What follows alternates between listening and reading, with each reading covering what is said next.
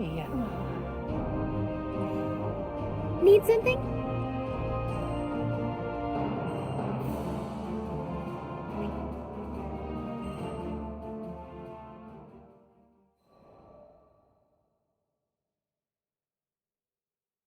Our adventure began with a strange light falling over my home island of Zinkenstill.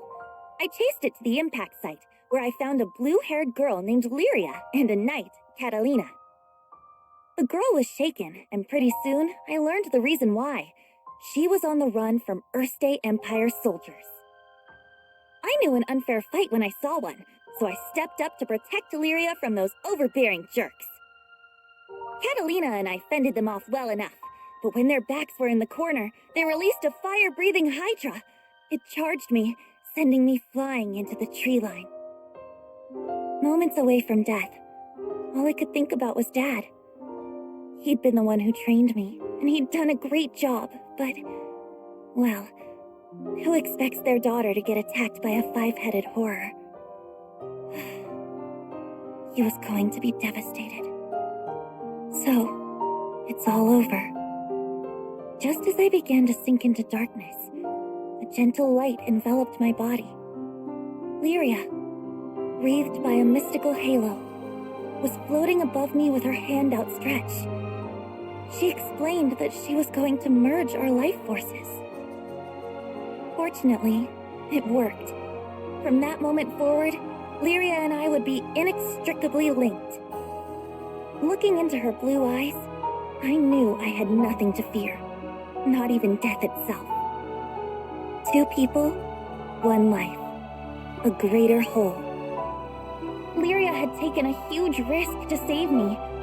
Now, if one of us got hit with a fatal blow, it was curtains for both. And that thought awakened in me a desperate hunger for survival, for life. The next moment, Lyria and I felt this reverberation of power.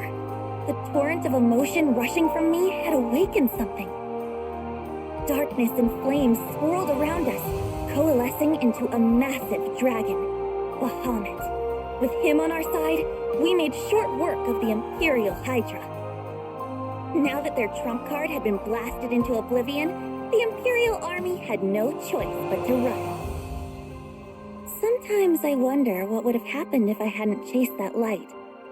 No Lyria, no lifelink, no adventure. Yeesh, I probably wouldn't even have set foot off of Zinkenstill. Fate's a funny thing, isn't it?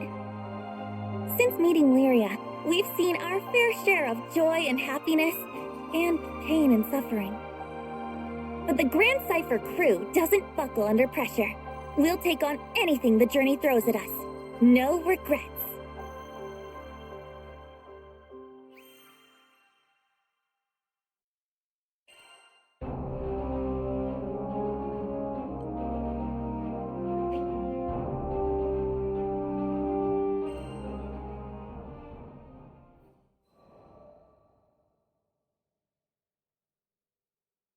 Now, where was I? Oh, right. We just humiliated the Empire, who probably had reserves waiting somewhere close by. We realized we needed to get off Zinkenstill, fast. The Empire was not going to rest while Lyria was on the loose, and I figured that since we shared a life force now and all, it was in everyone's best interest if we stayed together. Plus, I'd always wanted to explore the far reaches of the skies, though doing it on the run, not what I had in mind. There was so much to think about, so much to decide. But all those plans could come after we had escaped Zinkenstill. I didn't want a whole army, this time with, 30 Hydras marching on my home island. And, well, I had another, more personal reason for wanting to leave. Before I knew it, our journey was at an end. The end. As in, we'd reached the end of the skies. My daughter, I'm waiting for you on Estalucia. I thought about Dad's letter. I missed him. When I was young, he would take me to the edge of the island, and we'd sit there, admiring the clouds. I wanted so badly to explore those skies, just like Dad. I had to see him again. And now, I wouldn't have to make that journey alone. With Vern, Lyria, and Catalina at my side, we commandeered a small Imperial craft and set out for the greatest of destinations, Estalucia.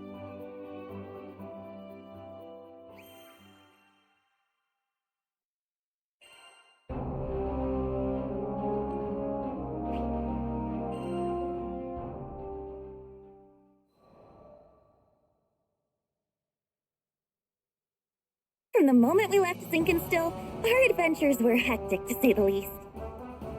Catalina, who claimed to be an experienced pilot, crashed our small vessel into the gusty fields of Port Breeze. But we quickly pulled ourselves together and found a new ally, and helmsman, in the form of Rackham. Since then, we gained more and more allies, and no matter what obstacle we faced, the crew always worked in tandem to find a solution. It's all thanks to their support that I've made it this far. And what a wild ride it's been! I had never set foot off of Zinkenstill, but now I can't even count the number of islands we've saved, let alone visited. Sure, being a roving band of heroes is difficult, but it's got its perks. New faces, new places, and a whole airship's worth of fun. Who could pass this life up? Anyhoodle, we've just begun the next chapter of our adventure. We discovered another piece of the sky map, which led us to Zega Grande. Yeah, a whole new skydom. Just imagine the danger, the promise. But I knew it was going to be fine. Just another set of memories to add to our ever-growing collection. I hope you're ready, Zega Grande, 'cause here we come!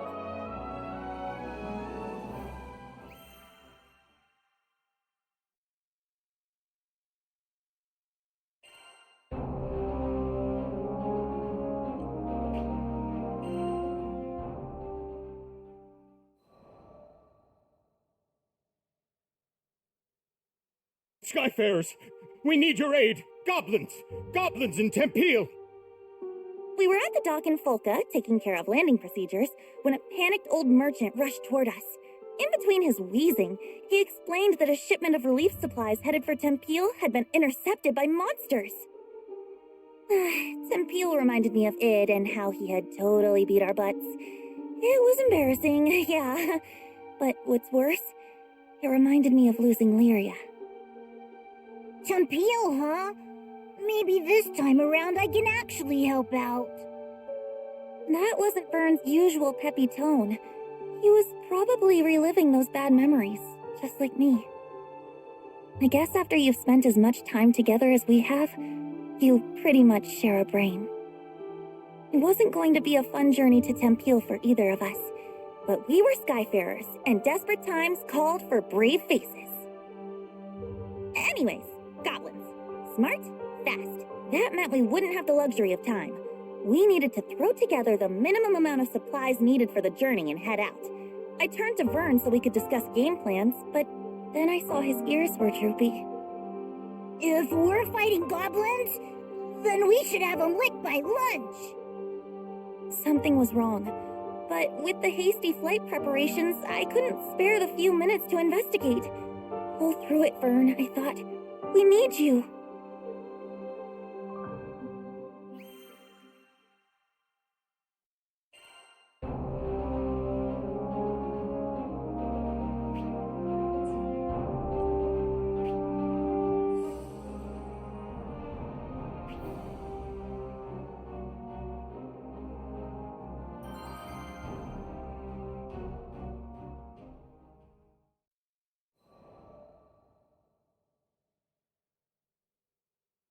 A little less than an hour later, it was time to depart, but Vern was nowhere to be found.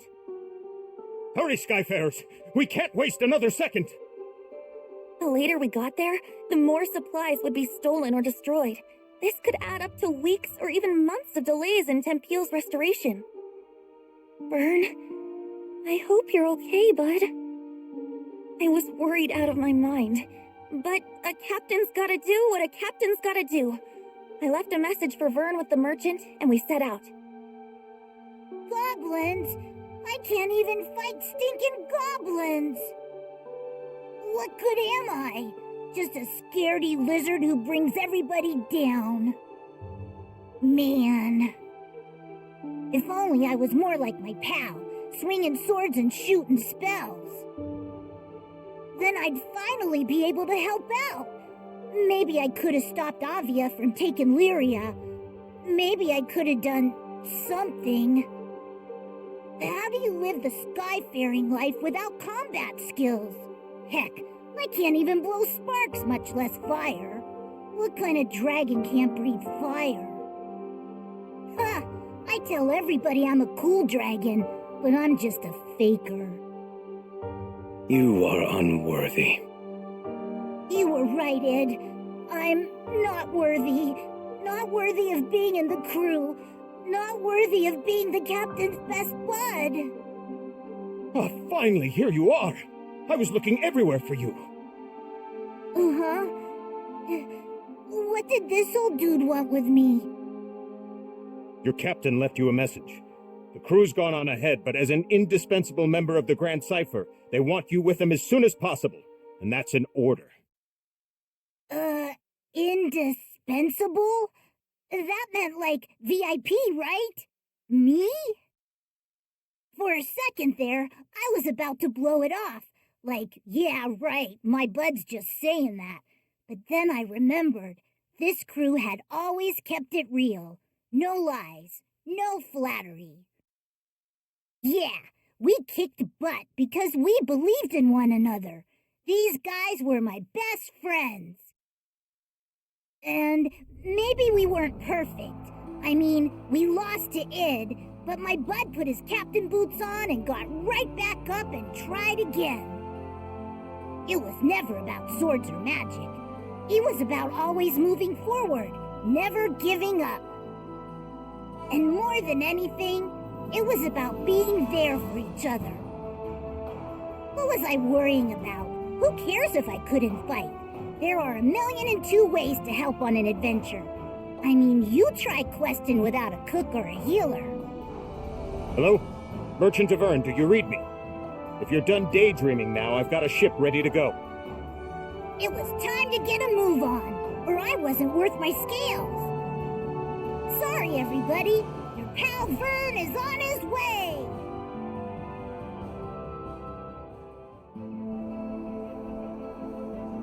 All right, time to go. The supply should be this way. Let's move. Uh-oh, our potion stock's running low. We'll be okay against a few goblins, right? Hopefully. Just don't overdo it.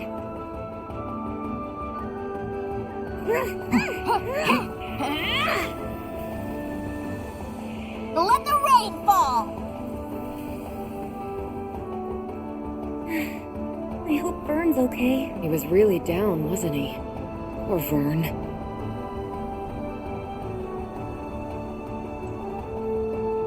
Get out of our way! We're in a hurry here! Watch my back. Got him. Ready.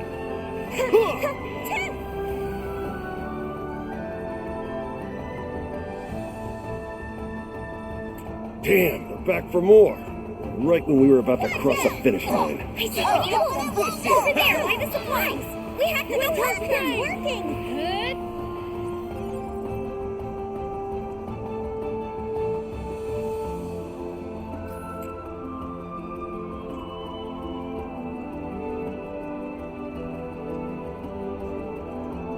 Folks doing okay? Skyfarers, we're doing better now. We need these supplies to repair them heal. Please, would you protect them? Go no further! Phew. I think that was the last of them. Thank you. You've saved Tenteel's future. Heads up, goblin reinforcements. Just don't quit.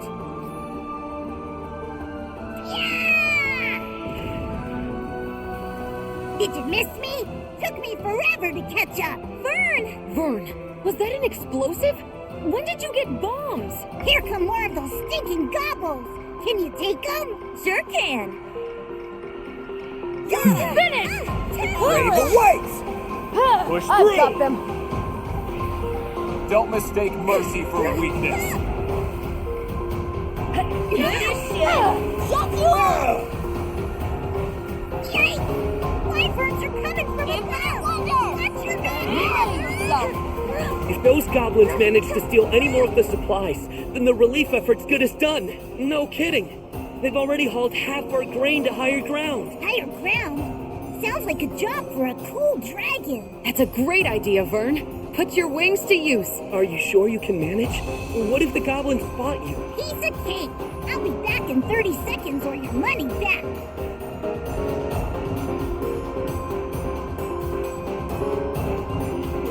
This is Ren! I found some of the stolen supplies! They're safe and sound!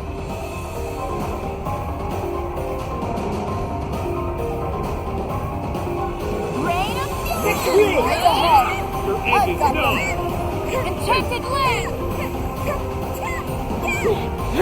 Here's the second one! No more.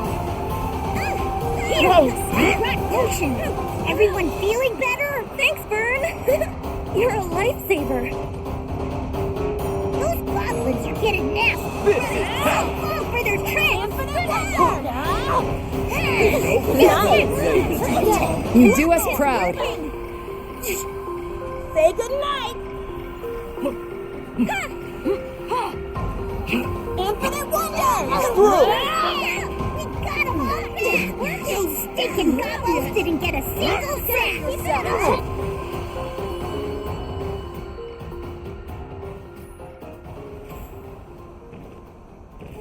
The enemy have started their retreat. I think the worst has passed. Thanks to you Skyfarers, Tempeal's finally gonna be rebuilt. We owe you everything. Vern was the real MVP. Aw, shucks. I bet you say that to all your lifelong pals.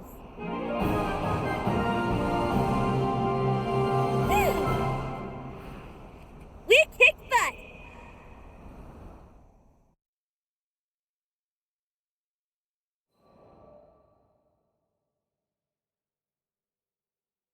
After we'd secured the supplies, Vern talked about how he didn't think he was good enough for the crew. Obviously, he was the only one that felt that way. I'd always appreciated his support. During fights, he was a supply runner, lookout, and cheerleader. And both on and off the battlefield, he was my courage. But even the best people, and dragons, get discouraged sometimes. I really should have been more vocal about my appreciation. But he knows now. We won the day because he came flying to the rescue. Just like I knew he would. I'll always be there for you, pal. He was back to his old self, basking in the praise of the crew, which caused his ego to swell like a balloon, but hey, who doesn't need a little confidence boost after a dip? And Vern, let me just say it now. I value you and all the hard work you do. From the bottom of my heart, thank you.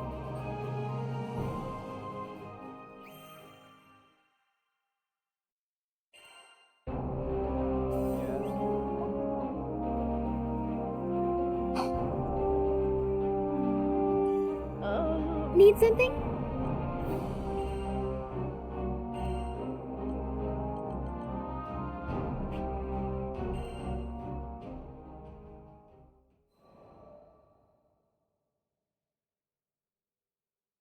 Sometime after our mission in Tempeal, we bumped into the old merchant in Folka. Well, look who the cat dragged in. Thanks for handling things in Tempeal. You all deserve the best. Tempeal had been roughed up by Furykin's rampage, and all of the locals were busy repairing the damage. The work we did that day had been crucial to those recovery efforts. Out of curiosity, my young lizard friend, were you much help to your crew? Uh-oh, he said the L word. I turned to Vern, ready for his usual furious tagline. Thanks, Pops. You really helped me see the light. Ah, this was new. The old man threw an apple to Vern and they exchanged a nod. Then, without explaining this bizarre bond between them that just came out of the blue, he left. Does anyone else feel like the space-time continuum just broke? Io was staring dumbfounded at the small dragon, who was already happily munching away on a tart Granny Smith. Had he matured enough to ignore his most hated of hated insults? Seriously, this is just too much to believe. He called you a lizard and everything. Maybe the ship will be a little quieter from now on, huh? Hold it! I ain't no lizard! And don't you say that in front of the apple! What if it hears you? Maybe he'd get there in another adventure or two.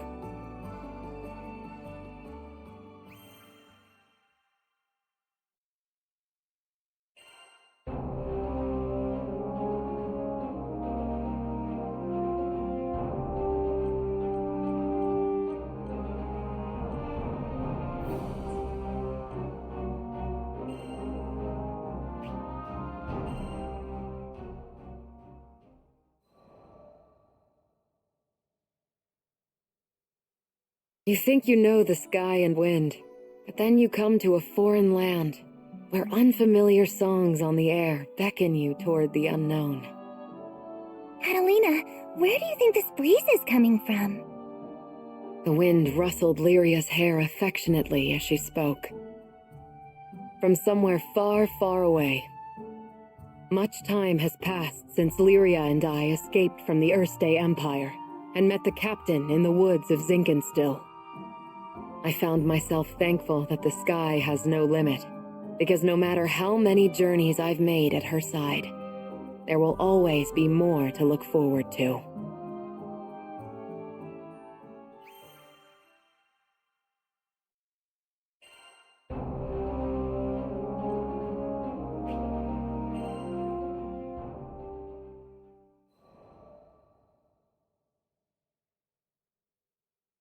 Lyria and I first crossed paths when I was still a knight of Erste, and she a tool in the Empire's mad experiments on dark essence. So you're Lyria. I was appointed to stay by her side as both captor and guardian. She reminded me of a beautifully crafted puppet, never moving or speaking unless commanded. Her expression was fixed, and her eyes were bright, but cold, as if made of glass. Moved to pity, I wanted at the very least to light a smile on her face. But I may as well have been talking to a doll. I couldn't find the part of her that was alive. It wasn't until many days had escaped us that I realized Lyria was a real girl with a feeling soul. She simply didn't know how to act like one. So, I taught her to laugh when she felt joy and cry when she felt sadness. Through books and reverie, I taught her to long for the outside world, and when colors on a page were no longer enough, I took her hand and led her to the roof of the military base. The illustrations Lyria had seen were lovely, but the sky now stretching above her was boundless and so luminous that it drew forth tears. And finally, her blue eyes shone, as if they were two patches of sky lit by a sun from within her. That sun melted my heart. There, with the open air as our witness, I made her a promise. Someday, we'll sail this endless world together. I swear it.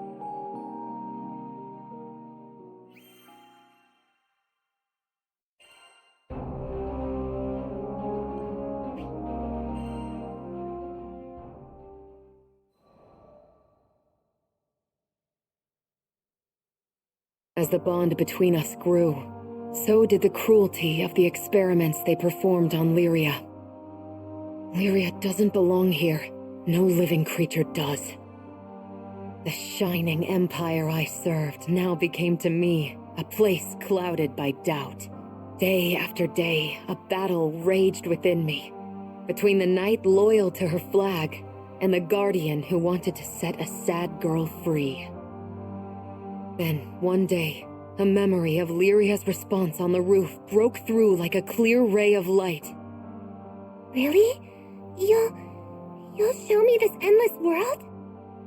I had made a vow. There was no more question where my allegiance lay. I took her hand once again, this time not to simply gaze at the sky, but to leap into it. And I did it for myself as much as I did it for her.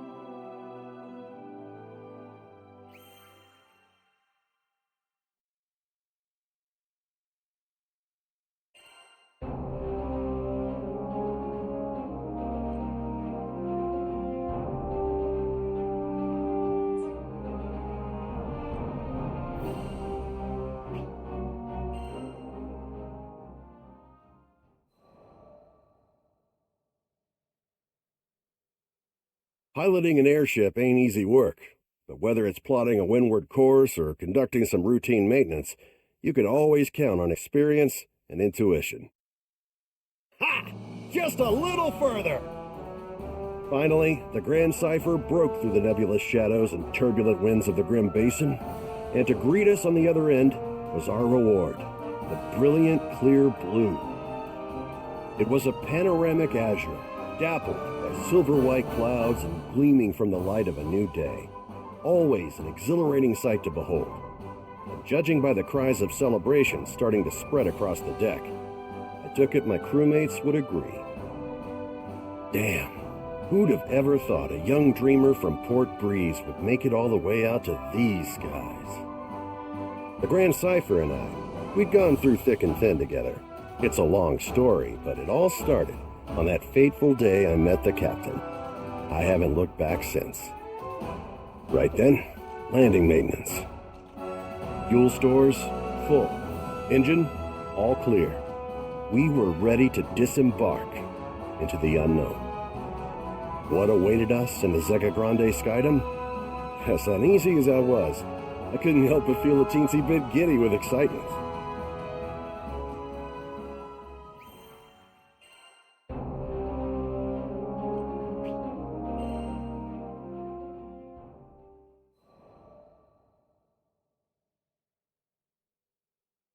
Ah, the Grand Cipher. Ever since I found her abandoned behind a cliff, it was love at first sight. I was just a kid, but I had lofty dreams of repairing that ramshackle airship and taking her to the skies. Back then, I didn't know the difference between a porthole and port side, but I was determined. I dove into books bigger than my head, and I learned basic airship repair, helmsmanship, the whole kit and caboodle. After a ton of elbow grease, the day had come. The Grand Cipher was finally ready for a test flight. I still remember how my hands trembled as I grabbed the rudder. And wouldn't you know it, she actually lifted off the ground for me. Nothing quite like watching your first love take to the skies, is there? But before I could take it all in, my dreams came crashing down. I mean, literally, the Grand Cipher sunk like a damn meteor.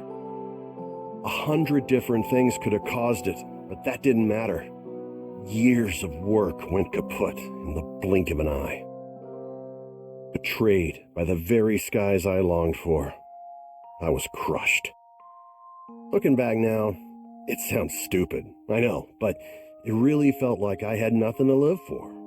I put all my hopes into that hunk of scrap. Laugh if you want, but some pits are too deep to crawl out of, especially when you look up for freedom and all you see is the expansive crystal blue of your tormentor. Don't worry, my pity party wouldn't last for too much longer. You see, my dreams had crashed like a meteor. But ironically enough, it was the meteoric rise of the Erste Empire that would bring the captain into my life. Salvation was on the horizon.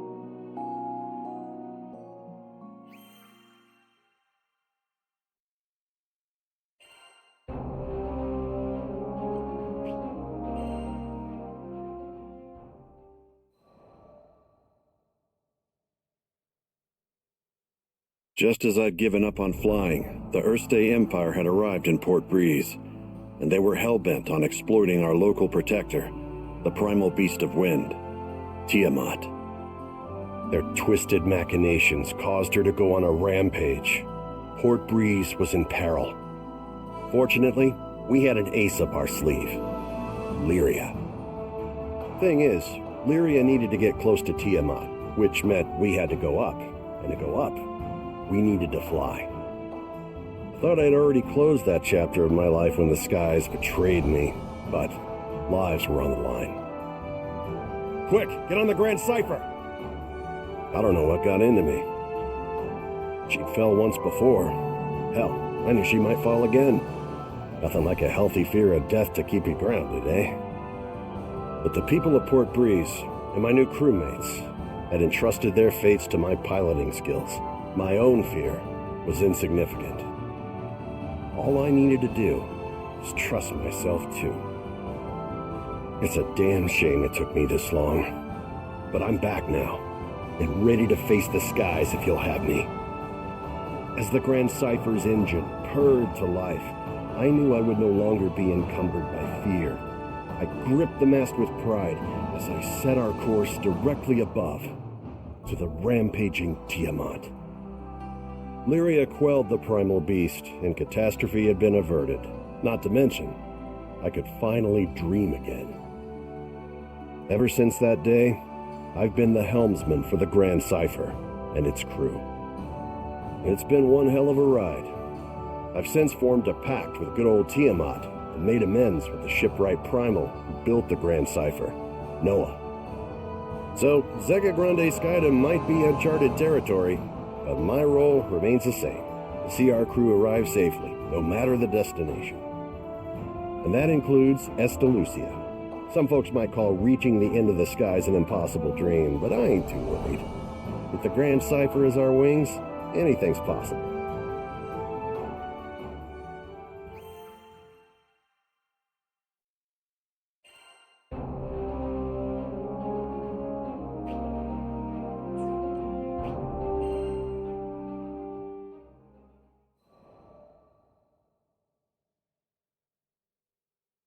Call it a side effect of being a helmsman, but my ears tend to laser in on any talk of airships. Then again, damn near anybody could have heard this guy shouting.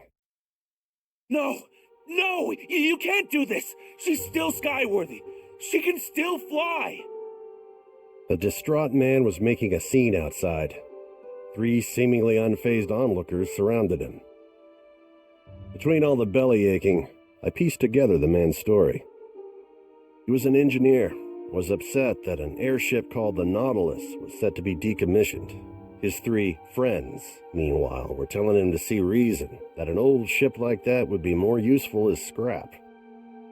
Reminded me of the Port Breeze days, back when my own dreams seemed like unscalable walls. The 3 onlookers were a young helmsman, a young mechanic, and an older merchant. They presented a unified front against the engineer, countering each of his arguments threefold whenever he opened his mouth to protest. As much as I wanted to help the guy, the trio were speaking the truth. Repairing the damn thing would cost buckets of rupees, and you can't fix an airship on gumption alone. Trust me, I've tried. Them's the breaks, kid. I turned to leave. None of my business, right?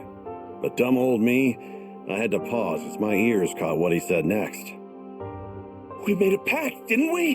Don't you remember? The Nautilus. You promised that we would take her to the skies. He could barely hold it together. You could hear it in his voice, the desperation as he clung to a quickly fading dream. It was a feeling all too familiar to me.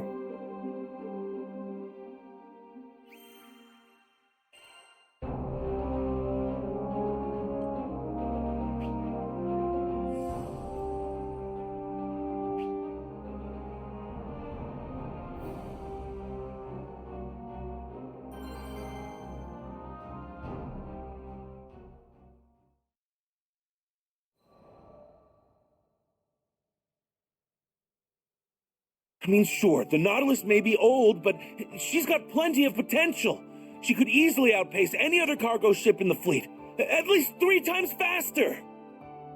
Found the poor bastard blathering his woes at a tavern in Folca. The seat next to his happened to be conveniently open, so I took it. Without so much as asking my name, he launched into story after story. It was clear he still needed to vent. Apparently, he just recently started his career as an engineer, planned on restoring the Nautilus. It would revitalize the local economy, help Folka this, assist Timpil that. He went on and on, but I knew he wasn't going to feel better until he confronted the actual issue at hand. Don't get me wrong, I think it's great you want to help your home like this, but that's not the real reason you're upset, is it? That obvious, huh? I made a promise to my friends. One day we'd fly our beloved Nautilus across the skies together. But the ship in question was long past its heyday and had deteriorated beyond the point of conventional repair. Time is a cruel but patient mistress, and among the original Nautilites, only Kent had yet to accept reality. After he finished his explanation, silence fell between us. Well, until another man frantically stumbled into the tavern. I'd seen him somewhere before. Oh yeah, one of the naysayers from earlier, the merchant. Somebody help! Anybody! Monsters are ransacking my precious cargo! I was torn. Do my civil duty as a skyfarer and save the cargo, or help this ass determined to crush the dreams of my newfound friend? So, I asked Kent. What? Of course you should help him! Not a moment's hesitation from the kid. I liked that. This would have been the perfect moment to ensure the continued survival of the Nautilus, at least in the short term. But despite that, Kent didn't think twice about helping his fellow man. Hell yeah, Kent.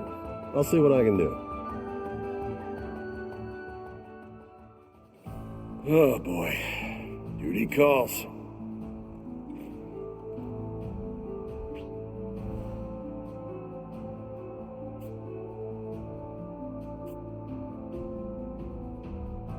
According to the merchant, our destination should be around here.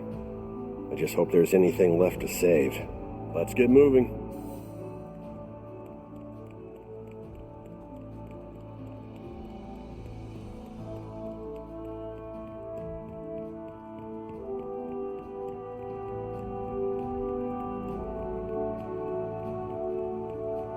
Goblins? What the hell are they doing here?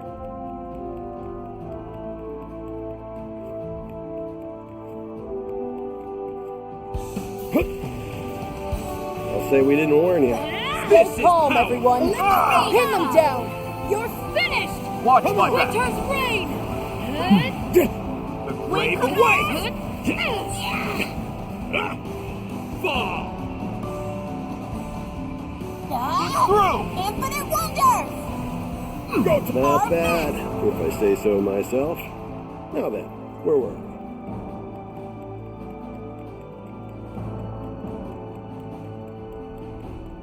That must be the cargo we're looking for.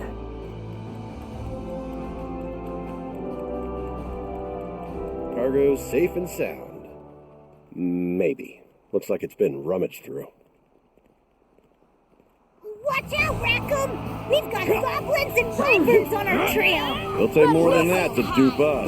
Feel the bite! That all? Things are about to get dicey. Just don't let them get close to the cargo. That all? This is power. Go time. Been saving this one. There's still more of them! Stay sharp, everybody! Frozen Blade! Enchanted Land! Between the eyes! Hot enough for you? Push through. Got him! Our best! Surrender. Ready yourself! Bring it! Come on! Now we're cooking. That all? Go time! Rain of fury! No further. Winter's reign! Fire! Bring it! So the big shot finally decided to show up, huh? Well, you're going down like the rest of them. I'm up, I'm up. This is power! The next one's mine. Be gone! Ready yourself. Enchanted Lens. You monsters screwed up big time today, because you chose to mess with the best crew to ever cross these skies. Ha! No need to thank me.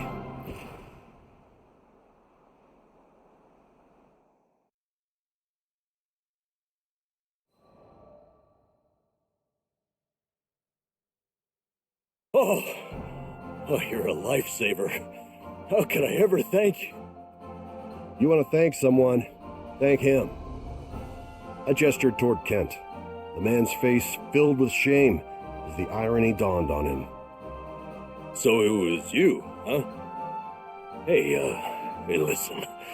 I'm sorry about earlier. I could have heard you out. After the merchant left, I wanted to focus on the next goal at hand. Putting some wind back in the Nautilus's sails. So I proceeded to do some intelligent and, dare I say, brilliant thinking on the topic when Kent asked what I was talking about. Whoops, must have been thinking out loud again. You just wait and see.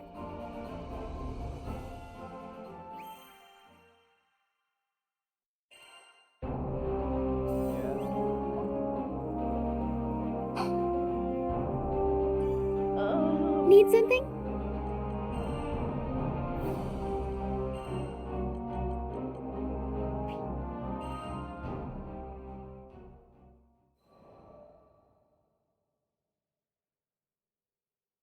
How many times do I gotta say it?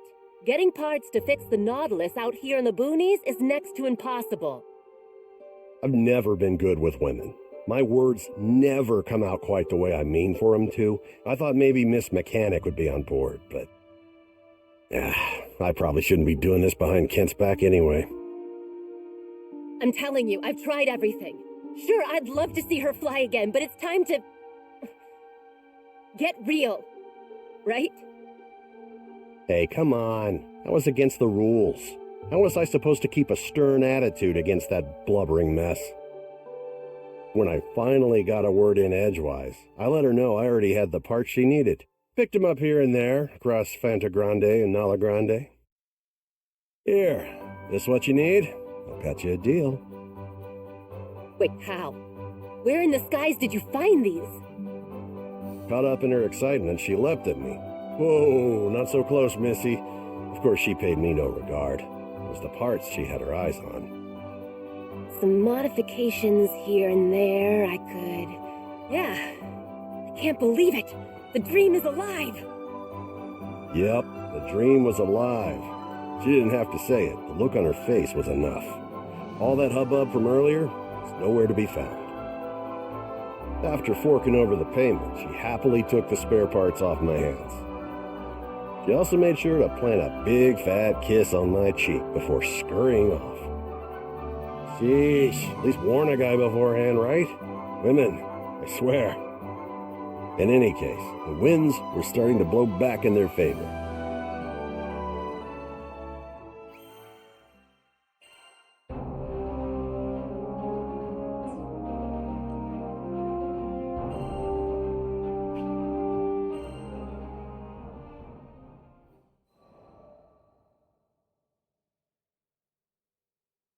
If I hadn't met Master Zaka on that fateful day, if he hadn't saved me, there's no way I'd be where I am now.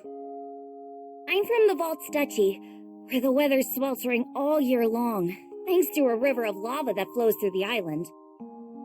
My hometown might not have been the most scenic place, but as long as I had Master Zaka with me, I was happy. After traveling for so long, I can finally say that with pride. Before I left on my journey, I was completely clueless. When my master went missing, I just ran around like a chicken with its head cut off. I was looking for something, anything that would help me find him, and that's when I met the crew. The reason behind his disappearance turned out to be even worse than I could have imagined. The Earthstate Empire had driven him out of his mind. They had manipulated him into awakening the primal beast that had lain dormant beneath the ground, Colossus. Fortunately, I was able to break through to him, thwarting the Empire's attempt to exploit Colossus's powers for conquest. I learned that they were doing all sorts of horrible things, even to their own people, in order to achieve their goals. My master was a kind person who never hesitated to help those in need. I resented the Empire for making him suffer. And I couldn't just sit around when there was work to be done. That's why I decided to join the crew, to stick it to those Empire jerks and give their victims something to smile about.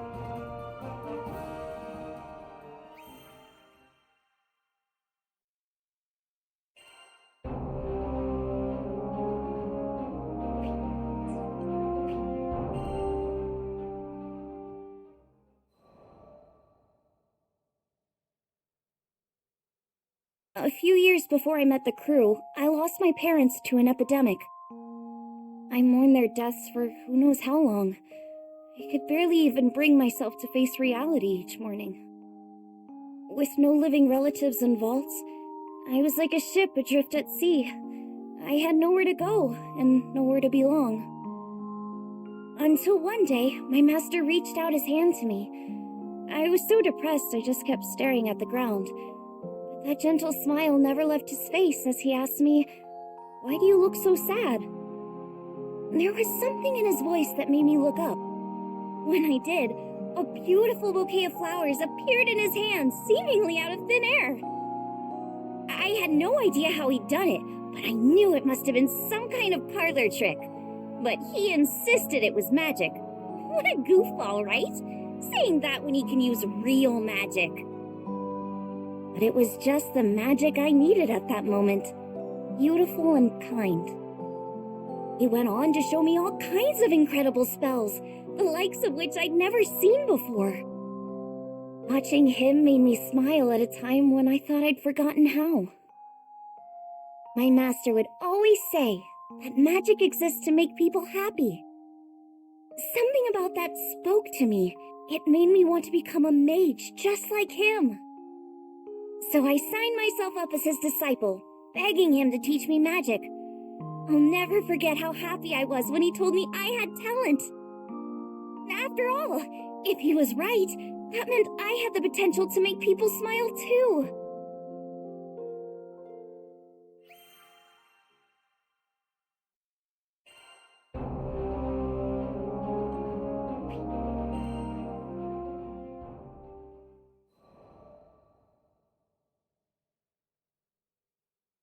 One day, shortly after I joined the crew, I suddenly lost the ability to use magic.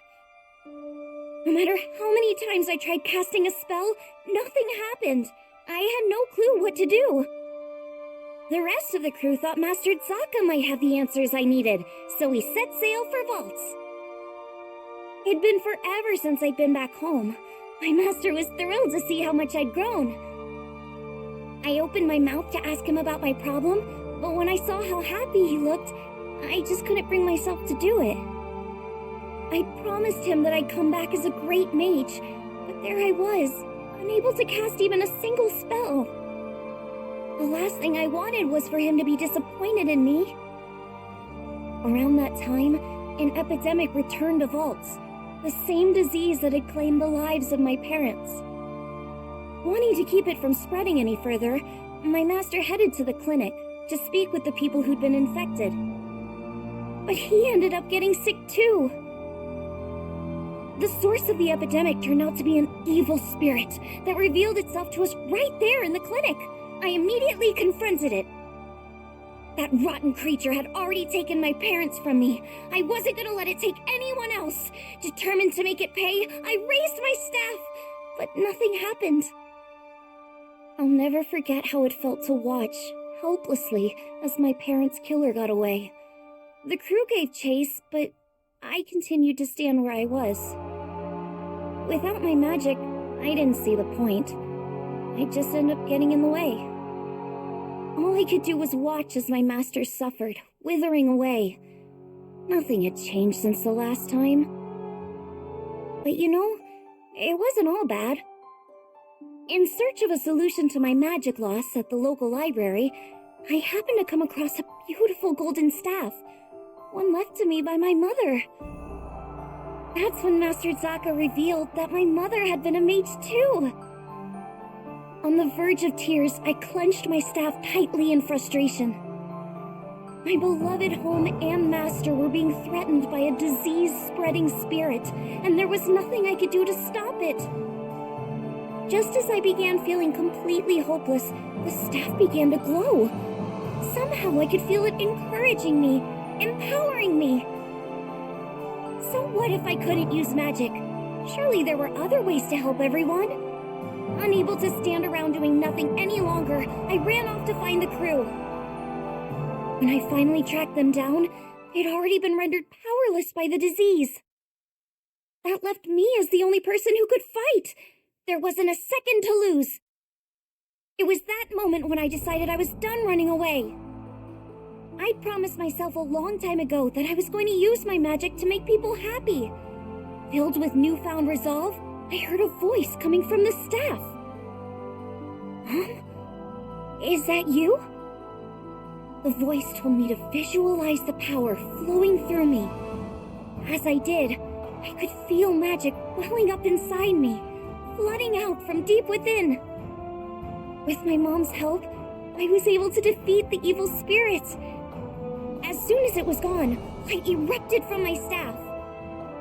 I turned to see the rest of the crew climbing to their feet, their symptoms gone. The power spread through the entire island of Altstechi, eliminating the disease and bringing smiles back to the people. Things were a little touch and go there for a while, but in the end, everyone pulled through, and I've been able to use my magic without any issue ever since. I just know it's because my mom is watching over me through my staff. Thanks to her, I can keep traveling with the crew, using the staff she left me to bring out more smiles along the way.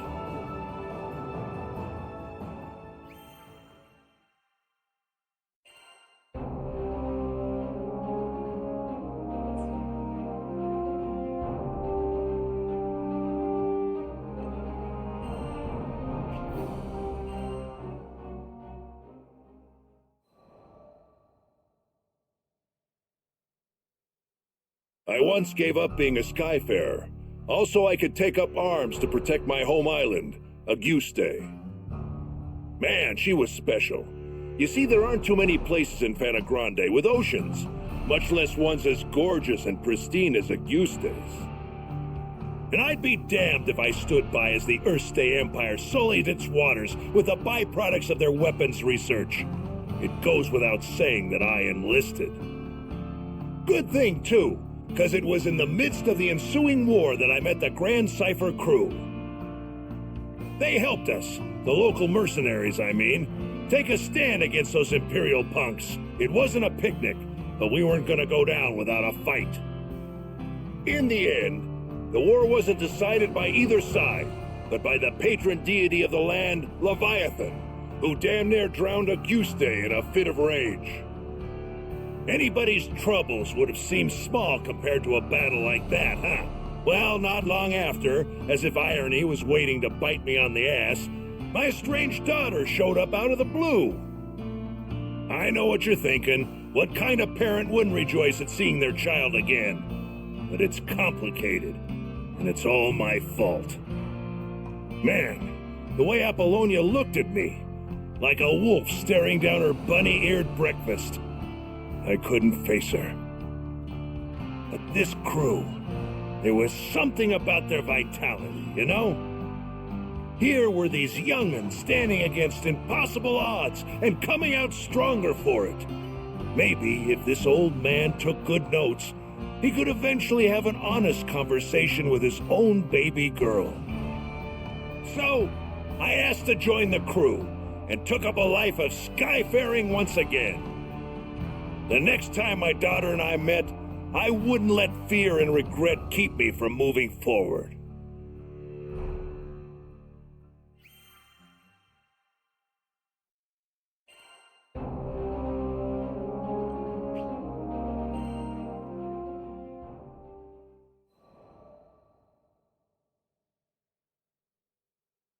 How'd me and my daughter end up estranged?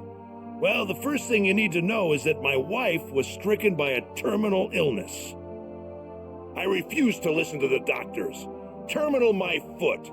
Even if there was no cure in Auguste, surely there ought to have been something in other lands. And so, I left my family at home, crisscrossing the skies looking for a cure. Got into a lot of adventures along the way, and somehow ended up making a name for myself. But no matter how far and wide I traveled, the cure eluded me. And while I was away, my wife, she breathed her last. I wasn't there for her when she needed me most. I never even got the chance to say goodbye. Regret and self-loathing crashed over me in never-ending waves, threatening to pull me under. You can't even begin to imagine the pain. And there was nothing I could do about it. It was all my fault. My daughter spent countless days looking after her sick mother, fighting off fear and dread. It's not hard to imagine why she hates me. She must have asked herself time and again, why was her father gallivanting across the skies while his family suffered? By the time I finally came home, she was long gone. There were no other relatives to turn to. The only family she'd known was no more. All I could do was stand dazed and helpless in the cold, empty shell of the home we'd made.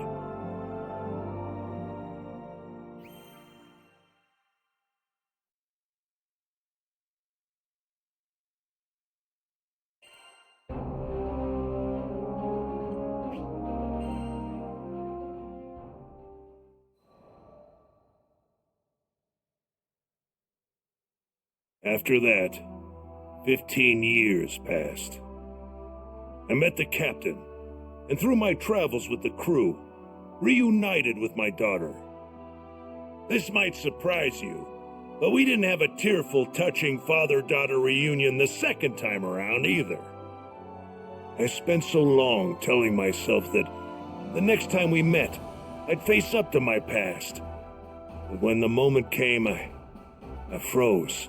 What could I possibly say or do for her as a father after all this time? Any courage I'd mustered withered in the face of her scorn, and I was left standing there, feeling like an old bastard. Sometime after this heartwarming reunion, I bonded with Leviathan, and through our link, saw glimpses of what lay in my daughter's heart. I thought I had escaped all those painful memories, but here they were. In that world created by the pact with Leviathan, my wife was still alive. I saw how things might have been if I had done things differently. Of course, I knew none of this was real, but I would rather stay in a world of memory than live in a cold, lonely reality without her. But she wasn't having any of that. She said I couldn't sacrifice my future to dwell in the past. She made me promise to fix things between myself and our daughter. Said she'd boot me out of the ocean if I came back without completing my task. Her words finally gave me the push I needed to face my past and start on the path to a brighter future. They gave me the strength to fight for my daughter in her hour of need. And I'd like to think that I finally did something fatherly, if only just the once.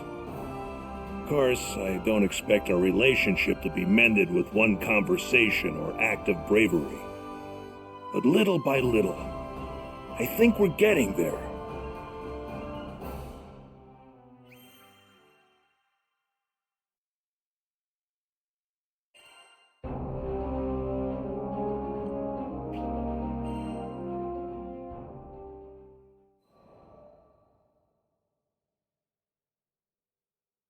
When Tampil was hit by a devastating storm, refugees flocked to the safe haven of Folka. We heard the news and docked on the island, which was buzzing with activity. It was clear. All hands were needed on deck as reconstruction efforts got underway. So we walked through the city, looking out for opportunities to help. That's when we saw a distressed young draft. We didn't know the details, but it was plain as day that something wasn't right. He was stumbling around, eyes unfocused, and staring into space. I couldn't shake the feeling that we shouldn't leave him on his own, so we ended up trailing him. We came to the edge of a cliff. Though the morning sun shone on our faces, a frigid wind blew down our backs. The draft just stood at the edge, staring at something only he could see. "Hey, careful there! With the wind whipping around like this, you might lose your footing!" The draft whirled around, taken off guard. After a while, he looked away, shrugging. Thanks for your concern. You look like you've got something on your mind. If you want a friendly ear, you've got him here. I guess I do. He smiled, though the expression didn't reach his eyes. The draft introduced himself as Karzeda. Back in Tempeal, he was a jeweler's apprentice. My childhood friend was caught up in that storm. I was in love with her. Could never get up the courage to tell her. And now it's too late. Karzeda bit down on his lip, as if he was trying to hold back his despair. He went on, telling us that he'd hit a slump in his apprenticeship. Nothing he did could gain his master's approval. His frustration boiled over, and he got into a rip-roaring fight with his friend. Hurt, she fled from the workshop. He didn't go after her. I wish I had, because that's the day the storm came. Karzeda's face twisted in agony. He made a mistake, and it ended up costing him someone dear. I could understand all too well.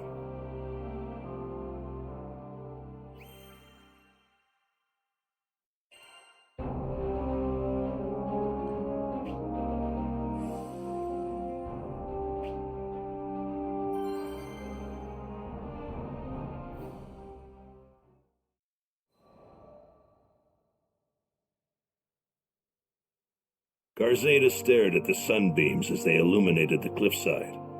His eyes were watering, and not just from the sun's rays. When we were kids, we made a promise. Once I became a proper jeweler, I'd share my most treasured secret with her. Cowardly, yes, but that was the only way I could tell her how I felt. It all made sense now. His deepest, darkest regret was putting off telling her what was in his heart for so long. We made that promise ages ago. I wouldn't have been surprised if she forgot all about it. Karzeda paused, as if remembering something. He lifted his gaze to the sky, then continued. Oh, right. I have to go back to the mines in Tempeal. There are keepsakes of hers there. I don't think she can move on without them. I could tell how important this was to him, but when the people fled Tempeal, a horde of monsters moved right on in. Actually, forget the fiends. Karzeda wasn't in shape to go anywhere right now. What do these keepsakes look like? I can head to the mines and track them down for you. Considering his condition, I wasn't about to give him room to argue.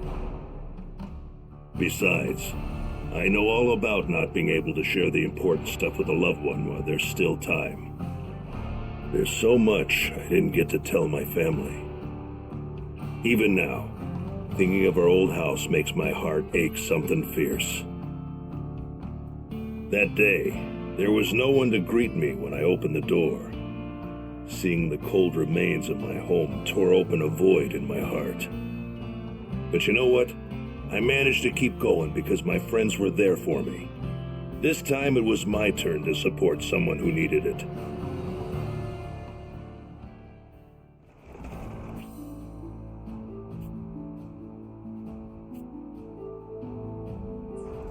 The keepsake should be somewhere around here. Might as well inspect the mine shafts as we go too. Whoa! The place is crawling with goblins! Don't miss it. Can't just let them run amok. Time to get to work. Brave away! Light wall! Push through!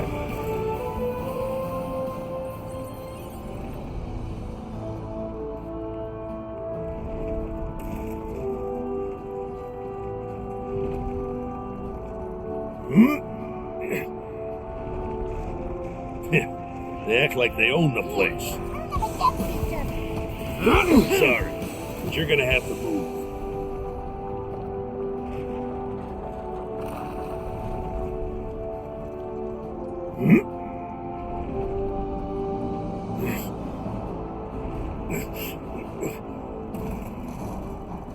Well, who invited you to the party? Who goes the dynamite? Right. I've got them. Way to go, Lincoln!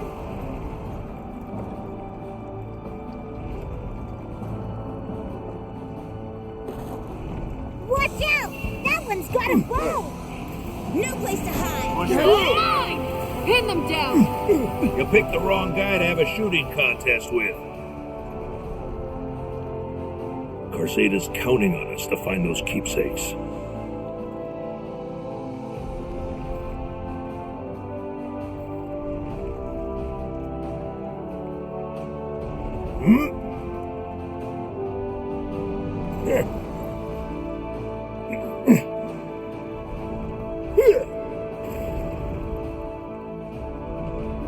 Watering can, a shovel. These are the keepsakes. Huh? Did you hear that?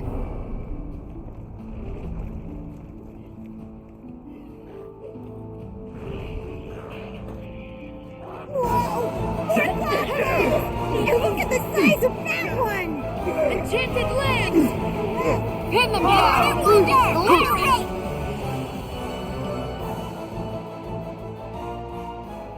You don't know? We got the big one. I think we can rest easy. Great! Let's head back to town. Sheesh, the place was crawling with goblins. Good thing we came instead of Carzada.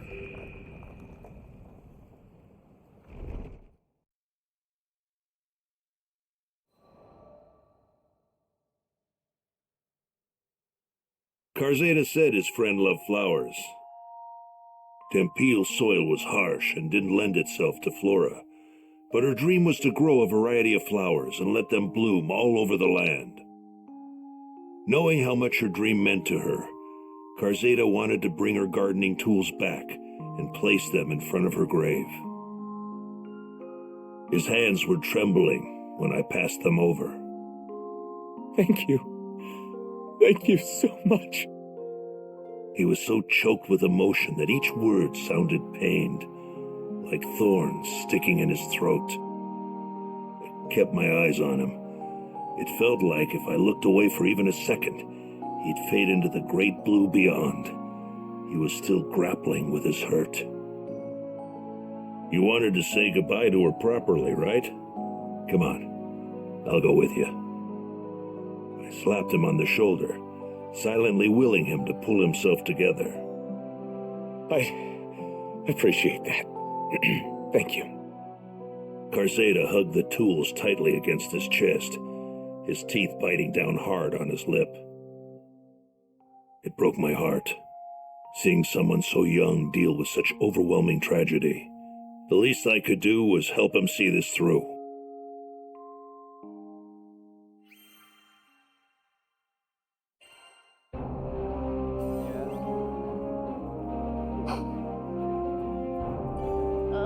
Need something?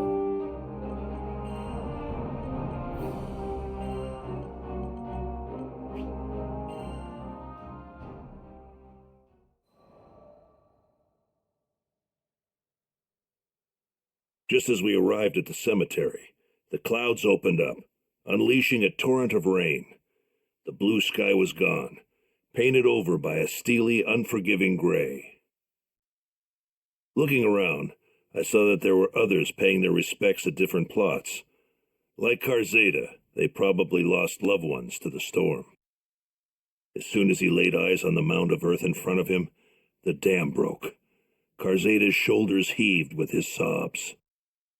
Why did I say those awful things? There were so many more important things I wanted to tell you, but He sank to his knees, crippled with grief. His fist beat at the earth, sending drops of muddy water splashing onto his face. I didn't want it to be our last conversation. If I hadn't blown up, if we hadn't fought, I only wanted to see you smile, but I made you cry. All I could do was watch over Karzeda as he poured out the feelings he'd held back for so long. Let it out, son. It's the only way to get through it.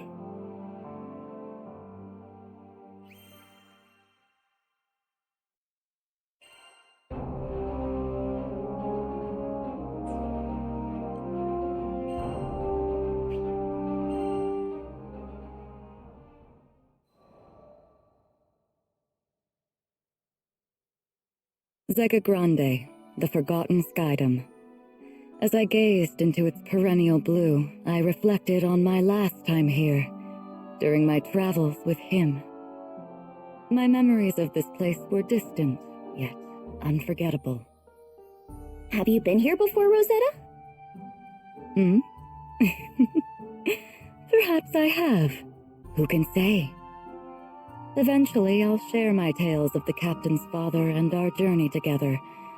When the time is ripe, of course. But first, I would need to sort through my own emotions. It was here in these skies that we would eventually part. I know. In the eyes of eternity, our time together lasted no longer than a blink. Yet his impact on me felt nothing short of eternal. Indeed, it wasn't nostalgia that I felt upon revisiting these skies.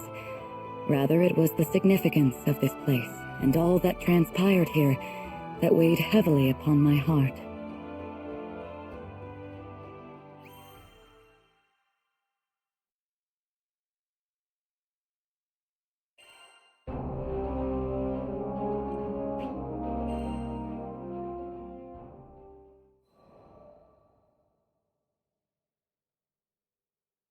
During the war, primal beasts were exploited by the Astrals as instruments of battle. Withered and faded, one primal would eventually drift to Lumassier Archipelago, making a home for herself. Over time, she grew accustomed to the comforts of its forests and the serenity they offered. It was a far cry from the brutalities of war. Centuries would pass until a young man stumbled upon her domain, forever altering the course of her life. She engaged him in a vicious battle, but was ultimately humbled in defeat. Accepting her fate, she resigned herself to death. However, the man would sheathe his blade and, to her surprise, asked if she would join him on a journey across the skies. A primal beast was supposedly no more than an astral weapon. Beings born to be controlled, manipulated, and ill-used since time immemorial. She had never entertained the idea of something more. In fact, she hardly had a name for herself. Well, she did have a moniker, but it was a meaningless one, whose sole purpose was to identify her as a weapon. Perhaps out of pity, perhaps out of kindness, the man bestowed upon her a new name. It was from that moment she would truly blossom. Rosetta. It was his gift to her, one she would treasure and love for eternity.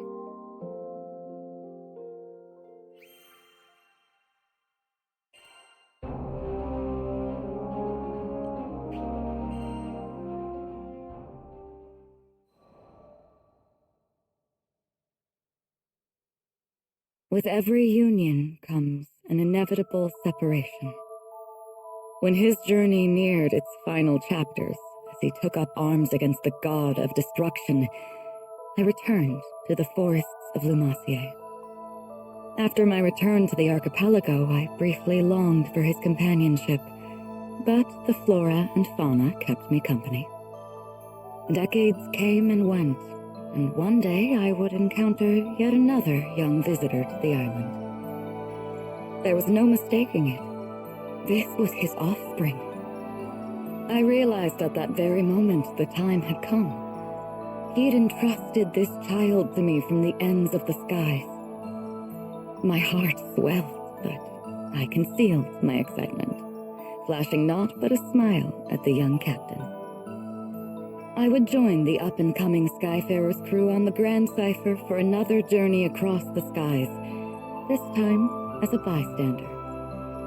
During their travels, they would experience joys and triumphs alongside loss and hardship. I continued to observe from afar, doing my best to obscure my true intentions. My roots were well planted in the past. Knowing what I knew, would I be able to act as a part of their crew in earnest? Before long, my ambivalence would come to a head. My convictions had begun to waver. Was this the right approach? Of course, I was conscious of reality. I knew their journey wouldn't be easy. They would have to face the harsh life the skies had in store for them. And with our foes only becoming more and more cumbersome even for myself, could I possibly protect them? My presence on the Grand Cipher was inconsequential, and at worst, a hindrance to the crew. I thought if I weren't here, the captain, EO, the entire crew would handle themselves just fine. Perhaps the time had come to retire to the forests once more. But as I was preparing to leave, EO grabbed my hand so sweetly, so innocently, and said she needed me to stay. I couldn't bring myself to abandon her. I would be the bystander no longer. Everyone in the crew had a role to play, and I would be the exception no more. Finally, I found my purpose. I was free to experience the skies once again, hand in hand with the captain.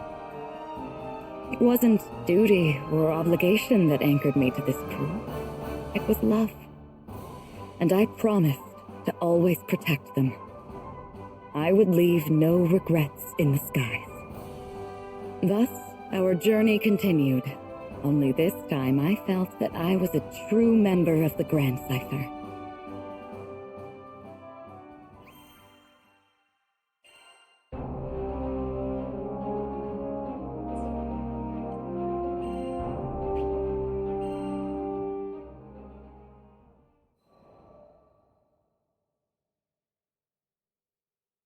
I can no longer recall when I first met the captain. All I can say is our paths crossed in dark times, when nights were sleepless, and the wind whispered with insidious intent. Fiendrock, my homeland, was crumbling from within, consumed by the weakness of her own people. I ventured abroad to seek help from our neighbors, but this rendered me blind to schemes hatched in the heart of our court. When I returned, the adders sprung, and I found myself falsely convicted of regicide.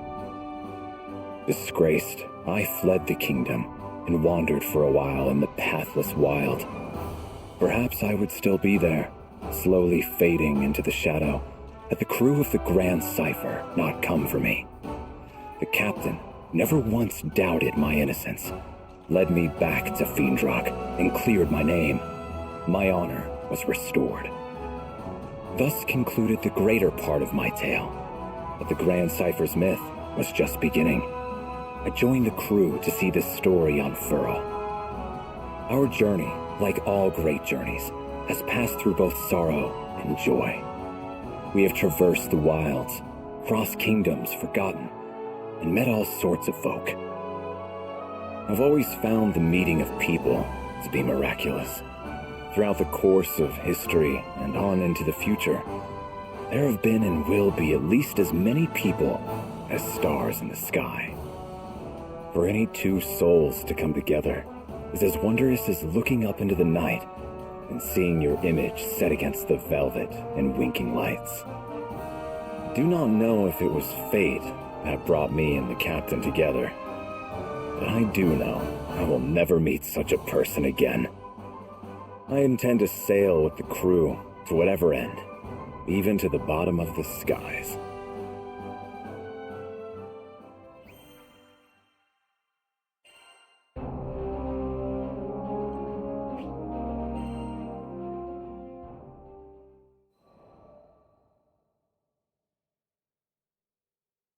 In my youth, I was vain and headstrong. I shunned the company of others. hurting all who came near me. If I had continued on that path, it's likely I would have died alone, with no one to mourn my loss. But that was not to be. I was discovered by Yosef, the former king of Fiendrock, found quite literally by the side of the road. Though at that time, I slew monsters solely out of malice. His Majesty looked at my blade and saw what took life could also save it. He knighted me, and under his guidance, I learned about honor and friendship. I found meaning in existence. But in our world, love is inextricable from grief. New friends and brothers were lost. People that I trusted turned upon me. Loyalty had imbued me with pride. But now, it taught me desperation. Once this desperation drove me to drink the blood of a dragon. This isn't to say that I regret becoming a knight. Lancelot, Vane, Percival, the friendship of those three alone is worth any price. I learned the greatest lesson of all from them, that no matter how much is lost, we may always find hope in younger generations. They are what we must fight to defend. They are our purpose. And to think all this was set into motion by a single meeting on the side of the road. As I grow older, it becomes clearer how much I owe to King Yosef. But I shall never be able to thank him in person again. That is why I swore to repay him in the only way I know how, by dedicating what is left of my life to the future of his country.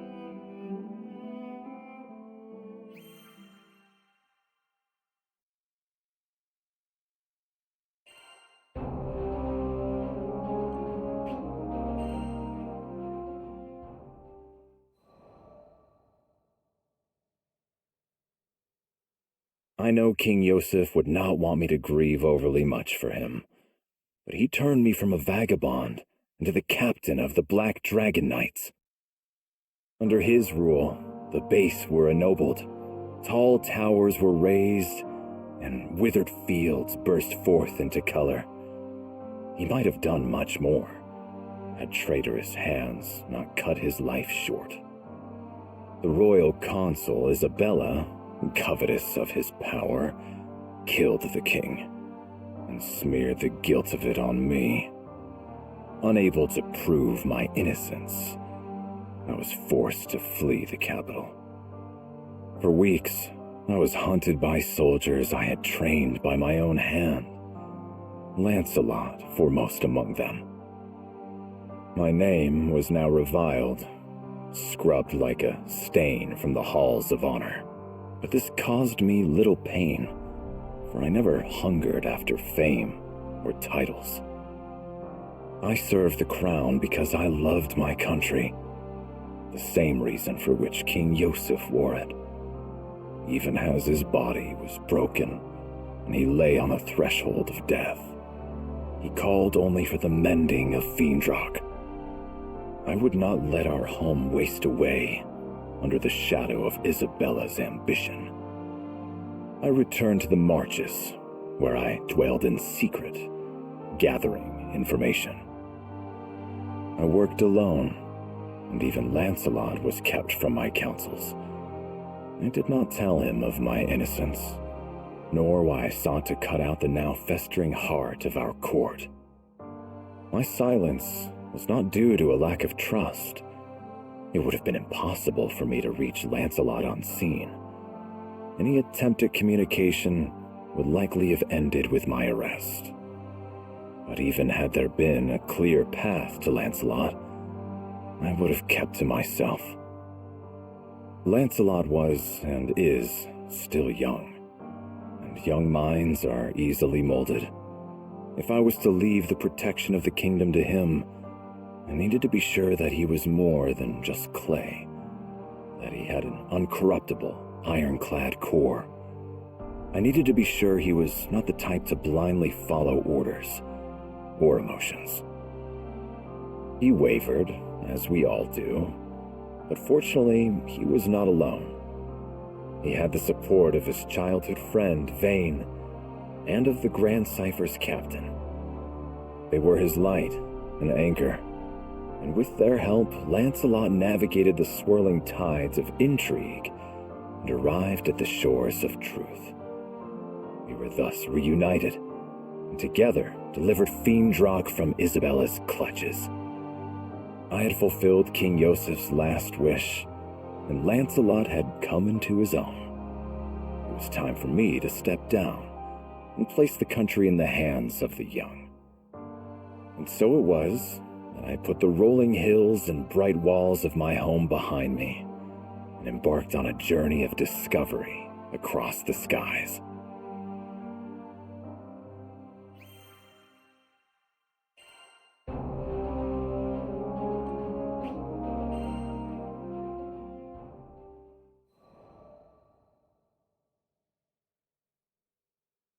Zega Grande, another new skydom where the clouds hid unfamiliar tales. My travels aboard the Grand Cypher have taken me to many far-flung places, where I have found that there is yet enchantment in this world. I've sought after magical seashells with the power to heal kingdoms. I've crossed blades with legendary warriors, and I've heard strains of alien music, which, though strange to my ears, still spoke to my heart. But no matter how far I roam, my thoughts are constantly with the country King Yosef left in my keeping. When we alight in a foreign land, I find myself drawn not to gardens or taverns, but to places of law and order. I am ever seeking new allies for Fiendrock and rooting out her enemies. It must seem like I have a mind of cold iron and steel, driven by thoughts of politics and war. And I have no excuse except to say, once a knight, always a knight. Zega Grande had almost fallen under the sway of Avia. Now, as its people rebuilt, I desired to learn whether their fortresses were stronger, and whether any dark shadows still haunted their streets.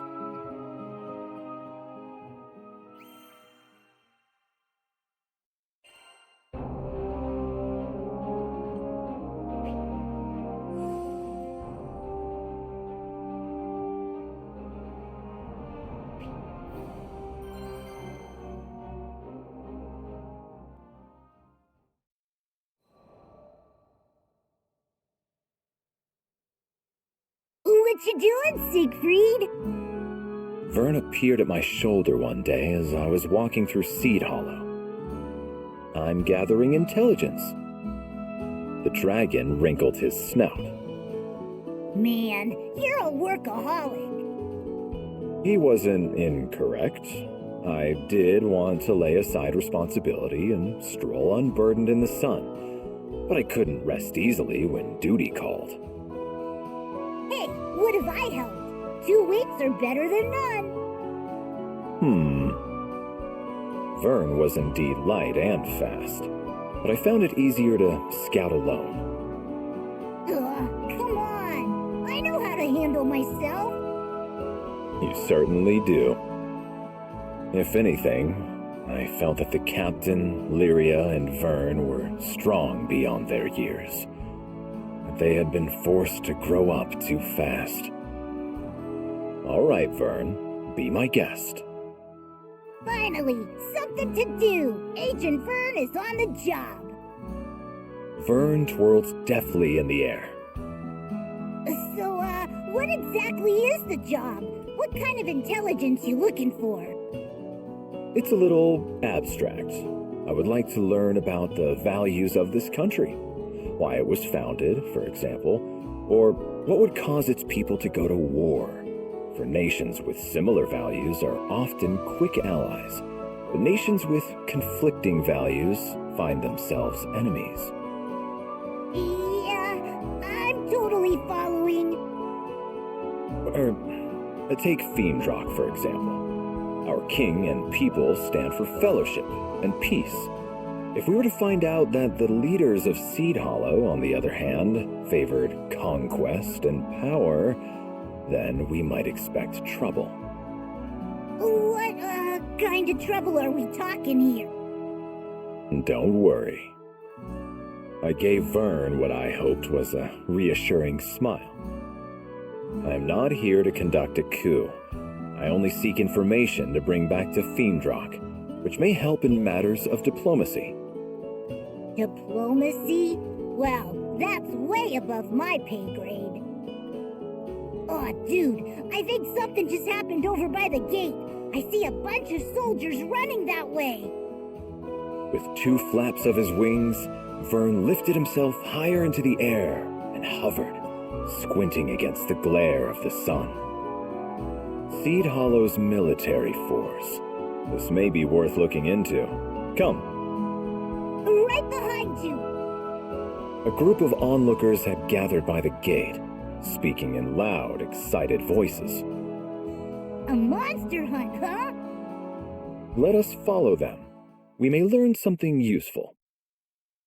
Nothing is so revealing of a person's nature as their deeds in battle. We passed out of the stone city and trudged for a while among grass and dirt paths. Or rather, I did, while Vern rode the winds beside me. Suddenly, he let himself rise on an updraft. Spotted them! They're going at it! As he spoke, I became aware of distant cries and the clash of arms. Let's see here. I crept beneath the shadow of dappling leaves and up a small knoll for a better look. I don't think they can win this thing! The warriors of Seed Hollow were many, and their faces grim with determination. And yet... Captain, we can't hold out much longer! Stand your ground! If these monsters get past us, it's the lives of your friends and family! They were scattered, weak, and on the brink of disaster. Vern, I'm going to their aid. With that, I grasped the hilt of my sword and burst from the cover of the trees. We gotta hold on! They're moments away from annihilation. Goblins, come and face me! The hell are you? Get out of here! This is no place for civilians! With all due respect, you are not in a position to reject my aid. Focus on keeping yourself safe. Alright, fine. That sword of yours better not just be for show. How is he mowing down all these half-beasts? He's trying to beat you from far away!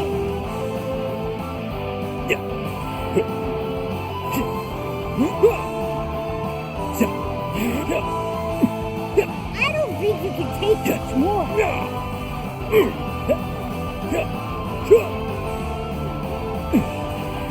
Captain, he's dancing circles around the half-beasts. Yeah, I can see that.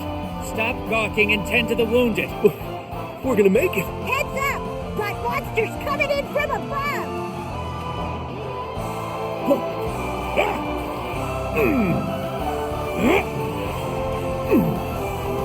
They dodged! The brave awaits! Don't mistake mercy. I'm not out here. Just getting started. Bear witness. This is the next wave is coming. Quickly, get to safety. Bad news. Goblin soldier marching this way. There's no way he can handle that alone. Who's still got juice in them? Back into the fray! No, stay put. We'll not be able to win with you as a burden. I'm not feeling our hit! Push through! Ready!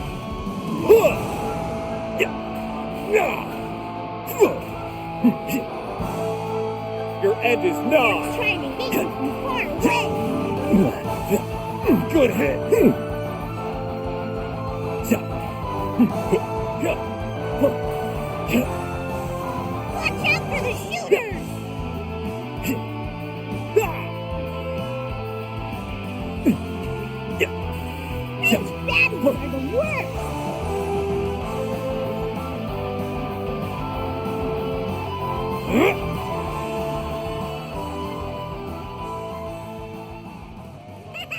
You cleared him out! Oh, you are all safe now. I can't believe my eyes.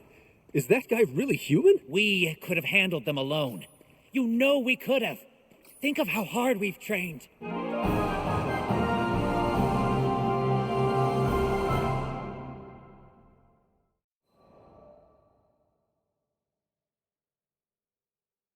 The cry of the last monster faded to nothingness, and I sheathed my sword. Oh, man! They're lucky we got here in the nick of time! Danger averted, Vern drifted to my side. Well met, Skyfarers. The soldiers from Seed Hollow gathered themselves and limped to form ranks. At their head, a man I believed was their captain stood, frowning at us. You guys must be dying to thank us. I take payment in apples, by the way. Vern wasn't quite reading the mood. So you know your way around a sword. Great. We appreciate the help and all, but could you not interfere with official military business? What? We're professional soldiers. We can handle monsters without you swinging in to save the day. Number one, that's a lie. Number two, what's with the attitude? That's enough, Vern. The dragon looked ready to spout fire. Hoping to calm him, I caught him and held him in my arms. I'm sorry. We mean no disrespect. With a bow, I turned and left that shadowy glade. I did not relax my grip on Vern because I felt certain that if I let go, he would flip back and spit venom in the soldiers' faces.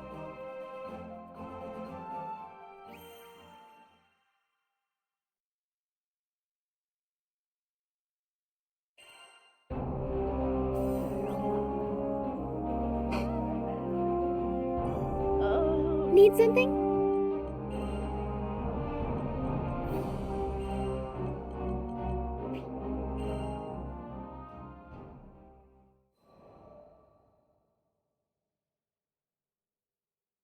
What was wrong with them? They would have been toast without you. Vern flew beside me, seething. We are strangers to this land. Those soldiers have a reputation to uphold. Yeah, but doesn't it get you riled up when people are so rude? I laughed. If rudeness were the worst foe we ever faced, we'd be lucky warriors indeed. In truth, I empathize with them. It is the duty of a soldier to fight. Incompetence on the battlefield is a matter of great shame. My unwanted assistance was salt in the wound. I guess I could see that, but still. Listen, no one was badly hurt. That is all that matters. I had trained many knights in my day. They had gone through their growing pains and tasting defeat and humiliation. Yes, failure is bitter, but it is nourishment. And thus the knights learned and grew, each and every one of them, into powerful warriors. When it came to the finer points of warfare, the forces of Seed Hollow were clumsy at best. But their sense of duty was unparalleled. Upon hearing rumors of danger, they had acted swiftly, marching without fear to the monster's den. And though they had been forced to the very cusp of annihilation, not a soldier had wavered or fled. Now, they too had drunk deeply of the medicine of defeat. I believe it would course through them like fire and bring them newfound strength. The forces of Seed Hollow were capable of much, much more.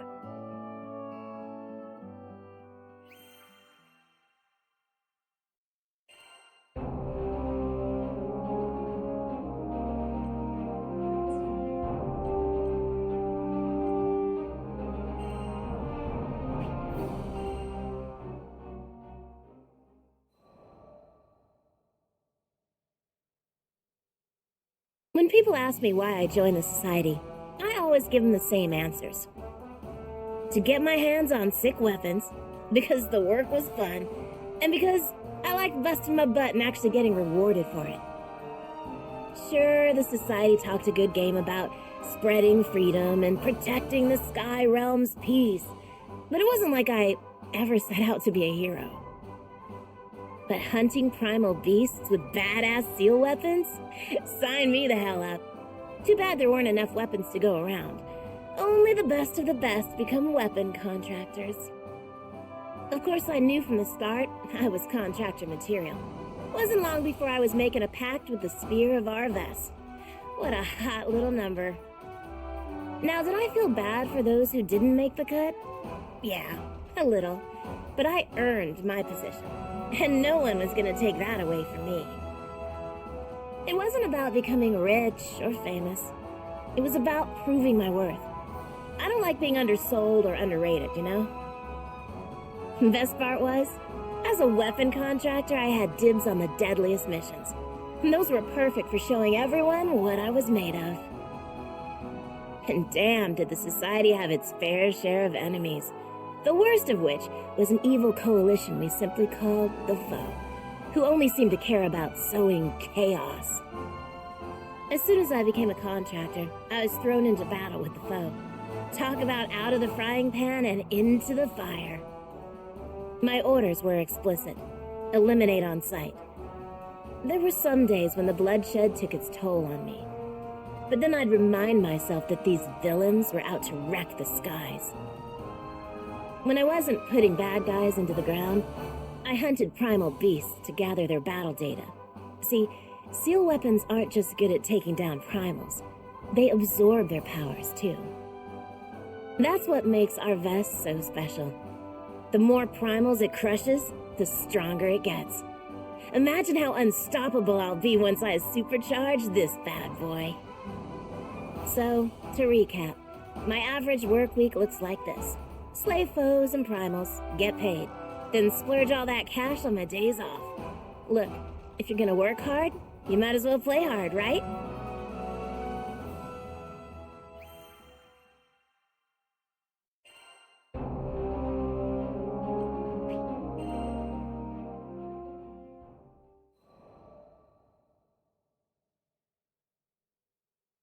Before I joined the society, I used to lead a group of knights. It was all fun and games, until the local lord tried to adopt me as his daughter. I never cared for social status, and I sure as hell didn't want to be tied down by expectations.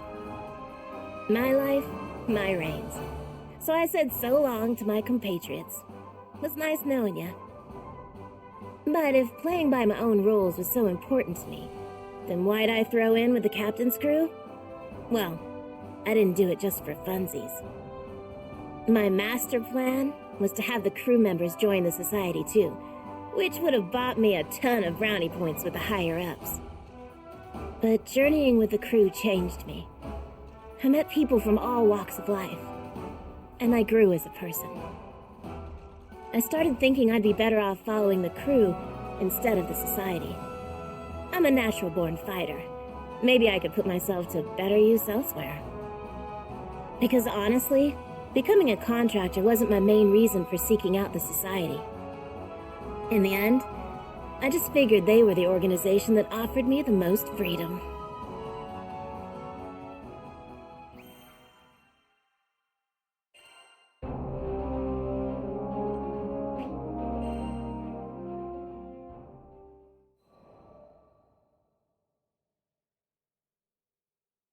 So if it wasn't clear by now, I like doing things my way. Which brings me to a constant thorn in my side.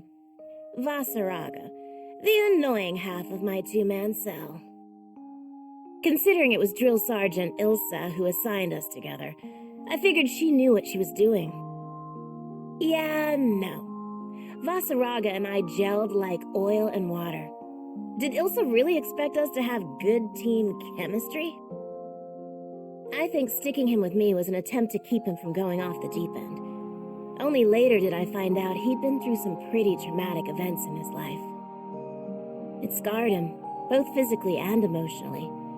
Maybe that's why he can be borderline suicidal whenever someone else's life is at stake.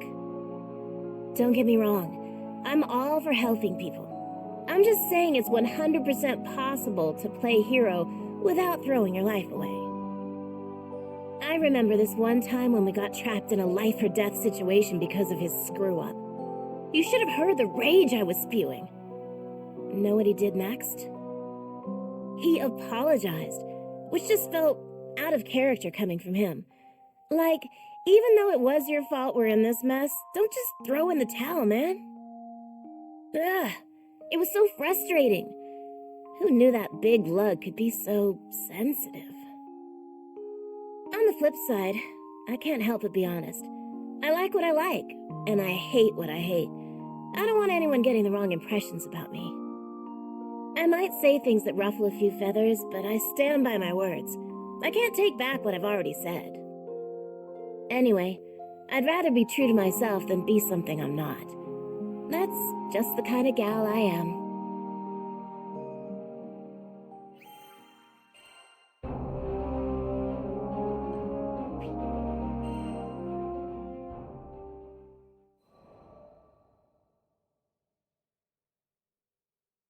It was good to be back in Seed Hollow after wrapping up another easy-peasy mission. Since my schedule was empty, I decided to hit up a cute little cafe for some much-deserved cake. Hello there. Some little kid I've never seen before walked right up to me, his eyes twinkling with starstruck awe. He got down on one knee and said, "Will you marry me?" Was this kid for real? Did he even know what he was asking? You've got guts, little man. Tell you what, come find me in a decade or so, and then maybe we'll talk. I thought a gentle rejection would get him off my back, but I was wrong. If you walk away now, you'll be making the biggest mistake of your life. I knew better than to take the bait, but I had to admit I was sort of curious. Okay, hotshot, I'll bite. Why are you asking a total stranger like me to marry you? At least he had a good eye. Credit where credit's due. Because I know you're strong. You make stomping monsters look so easy. Oh, and you're really pretty too. Wow, what do you know? A sweet talker. And your spear is wicked cool. How many monsters can you shish kebab with that thing?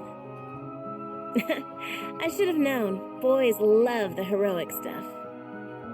10, 20, it doesn't matter.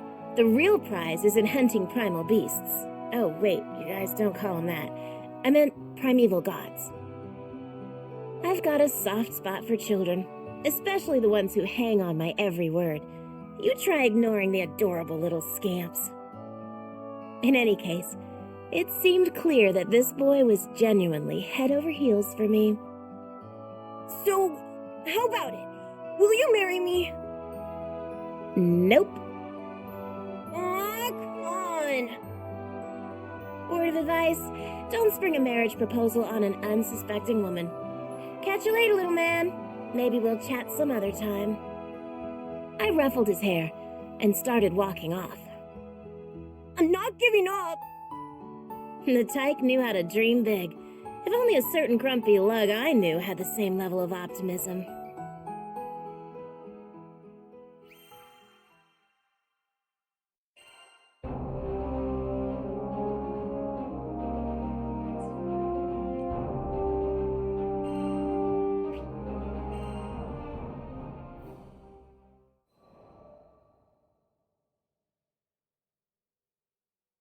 Foul smell fills the air as my dissolving limbs grow black.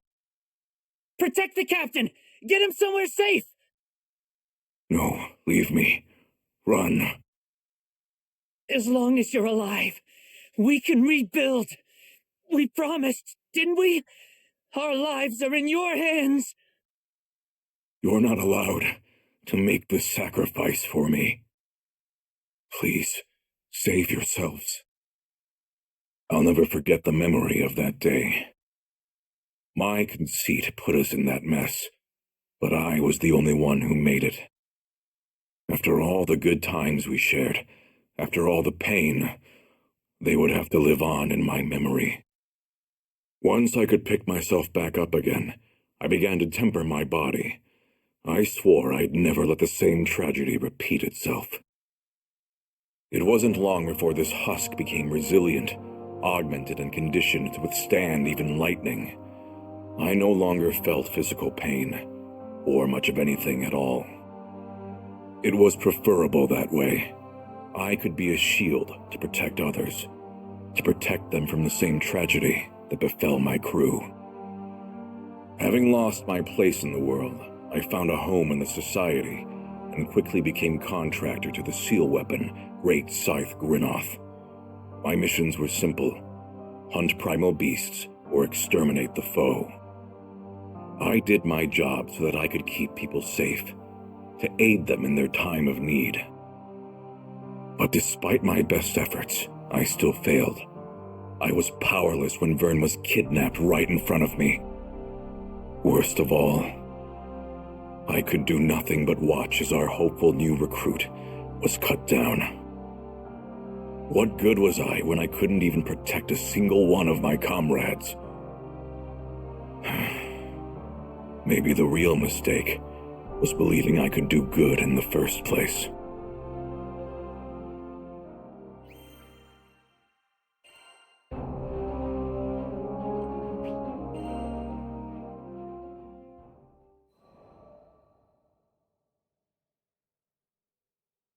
I joined the society to protect others, which sounds noble on paper, but in reality, it was all for my own sake. I'm the reason that my old crew, my family, found an early grave. It was only right that I spend the rest of my meager life in atonement. At least, that's the excuse I told myself. In truth, another part of me was deluded into thinking I could free myself from the guilt, but only if I could change into another person. Turns out that being immune to physical torture does nothing to protect your heart from psychological torment. Speaking of mental suffering, not long after I joined the society, Ilsa assigned Zeta as my partner. The old me would have worked with her just fine, but too much had changed. Her blunt honesty rubbed me the wrong way. A man can only take so much random commentary before he goes insane. Even Ilsa called her Pupper, which was kinder than what I had in mind back in those days, but it was an apt name, considering all of her barking. I didn't care about forging a real partnership with Zeta. Every time we had a mission together, I just wanted to finish it as fast as possible. But it backfired. Whenever I pushed her away, she pushed back 10 times harder. She was determined to know me. I would have never admitted it out loud, but I was afraid. After all, the closer you are with someone, the harder it is to cope with their loss.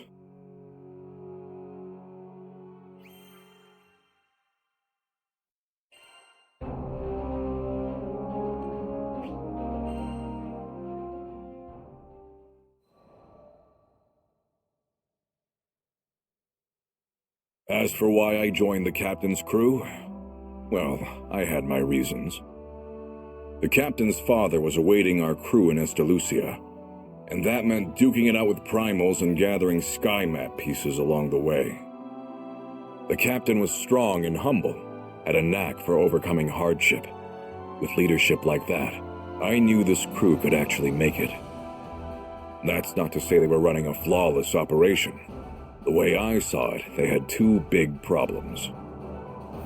Vern and Lyria, the Red Dragon and the Girl in Blue.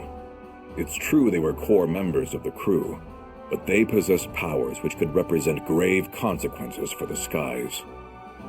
Should one overflow with astral energy, or the other absorb enough primal power, they would be erased and herald the destruction of everything as we know it. It was possible the captain could reach Estalucia without any sacrifices, but I wasn't the type to bet on fate. These kids needed a shield. This body of mine would protect them all, no matter what came to pass. At least, that's what I intended. During the fight against the Moon Dwellers, I lost myself to the Automagod Grinoth's power and raised my scythe against the crew.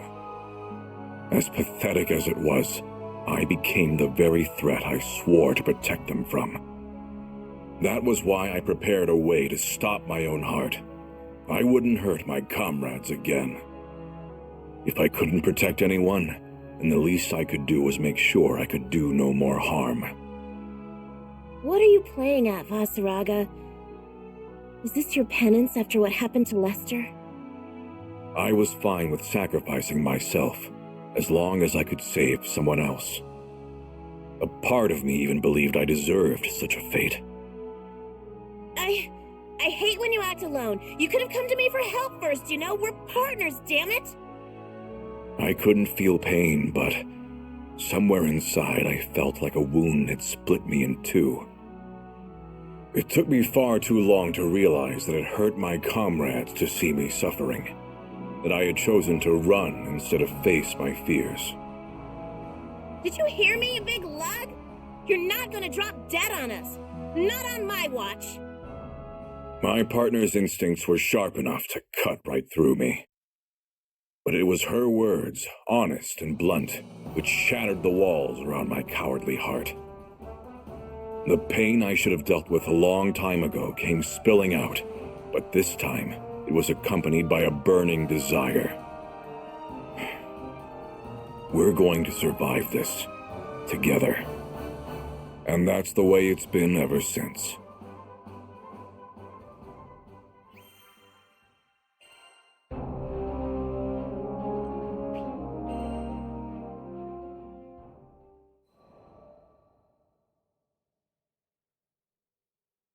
Early in the morning, before the crew was to head out for a request, I headed to the forest surrounding Folka to conduct a test on Grinoth. On the way, I was stopped by the sight of a young girl watering the vegetable garden by her home, the wet plants sparkling beneath the morning sun. But something felt off about the scene. In contrast to the bright garden, a dark, foul mist seemed to surround the girl. Upon noticing me, she scrambled back into her house. The miasma clung to her as she fled. Sorry, lass. Shouldn't have snuck up on you like that. But that odd mist looked too real to be an illusion, and yet it didn't seem to be doing any harm. I decided to keep an eye out. After all, Folka was bustling with the influx of refugees from Tempeal. And there was no telling what could happen in strange times such as these.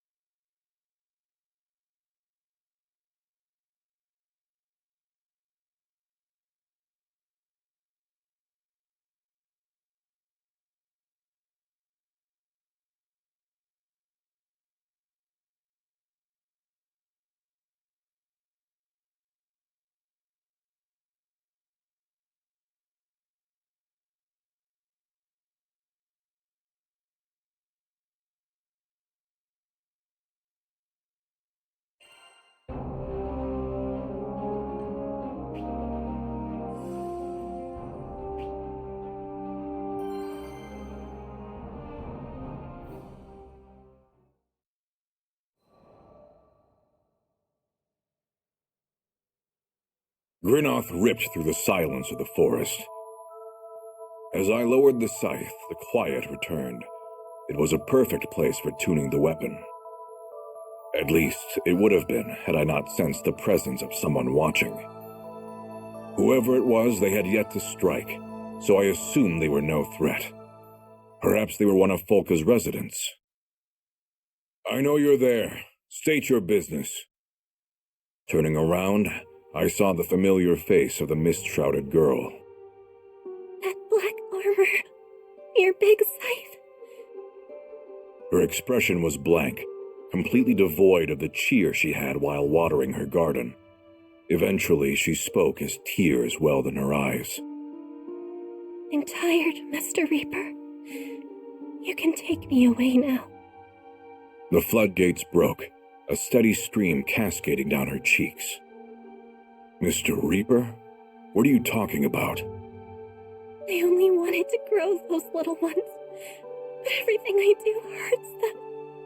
They all rot away. All I do is cause pain. The girl hung her head and grew silent. It was obvious she had given up on life. It was a feeling I was all too familiar with. Once you've steeled yourself for death, you start thinking there's no other way out.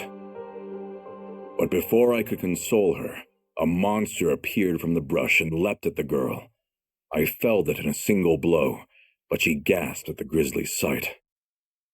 Fear appeared in her eyes. Good. If she could still fear death, then she wasn't too far gone. "Sorry to disappoint, but I'm no Reaper. Most I can manage is to bring you safely home. You'd rather not be monster kibble, right?" Need to gather your thoughts? I get it. Life rarely gives us obvious choices. Okay. Keep close. Maybe it was just a trick of the light, but I saw a bit of life return to her gaze. I took a step back toward the village, ready to prove I was no Reaper of the afterlife.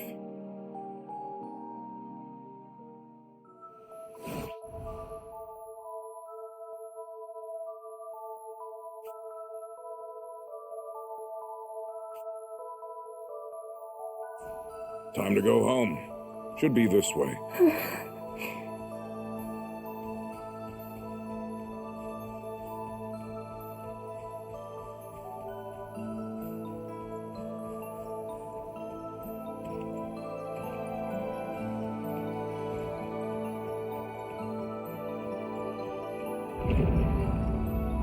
That didn't feel like an earthquake to me.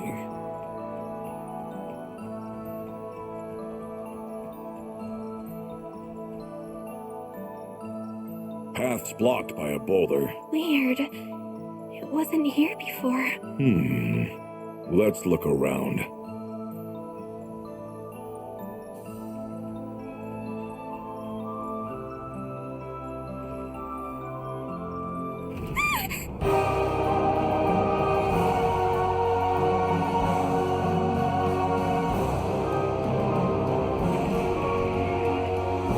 Someone's hungry. Stand back. I'll take care of it.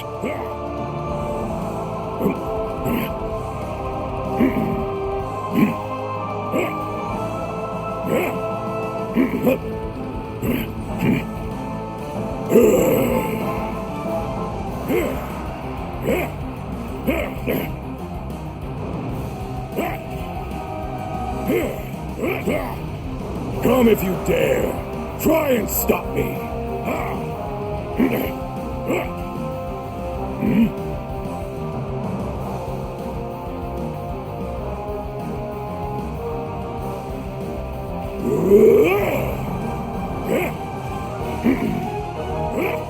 Step up. I'll cut you all down. They're going to bring the heat now. You should run. I'm not worth risking your life for. I said I'd bring you home. Besides, I've faced worse than this before.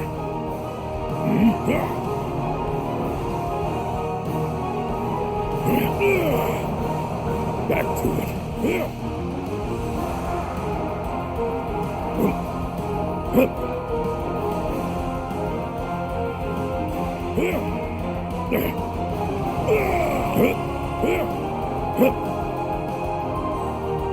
The end is nigh. Death take you!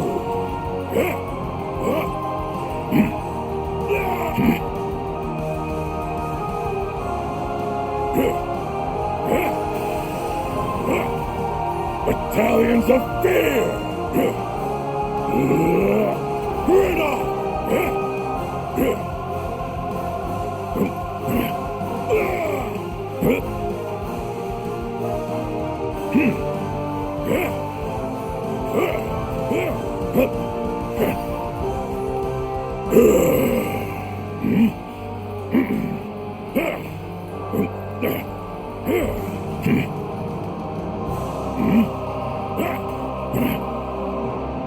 You can't stop fear!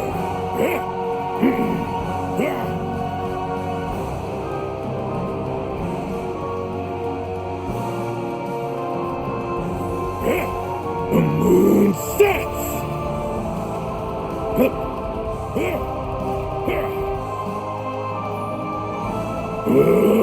So they were holding out on us.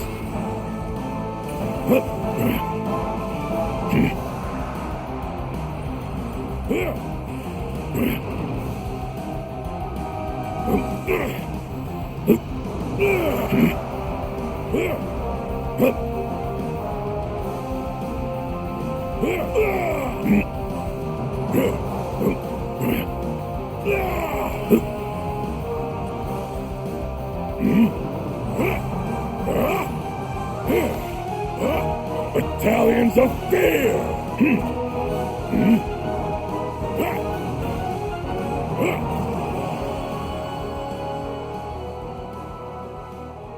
You actually defeated that huge beast by yourself. Good, you're not hurt. Now, what do we do about that boulder? I know another way back. It'll take longer, but... Fine by me. You take the lead.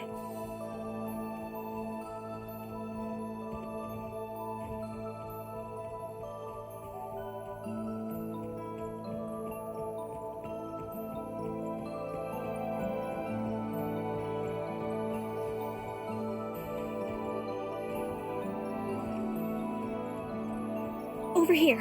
I feel eyes on us. We're not alone. Zombies! I've got them.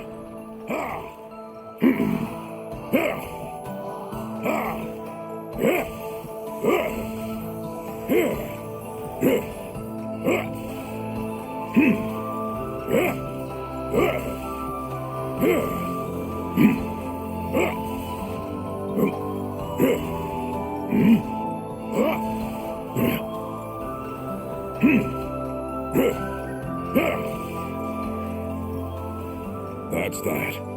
Ready to go? Yeah.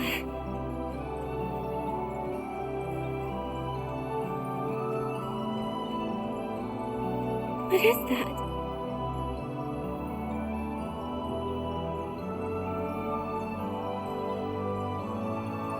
You look exactly like a reaper. I guess I'm no slouch with the scythe.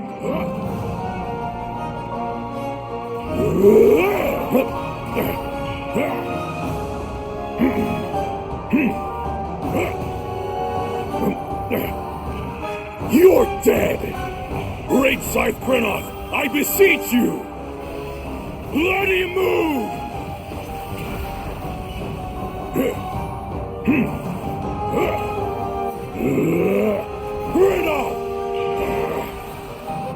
Roger, I'll observe for now. So, what's this whole obsession with death about?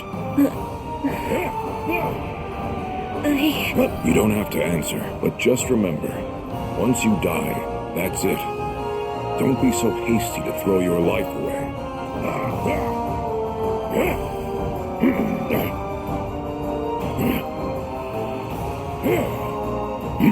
You can't stop fear!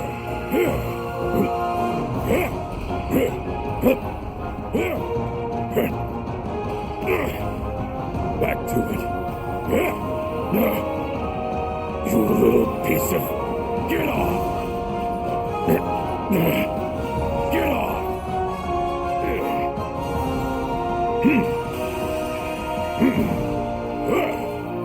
Step up! I'll cut you all down! Battalions of fear!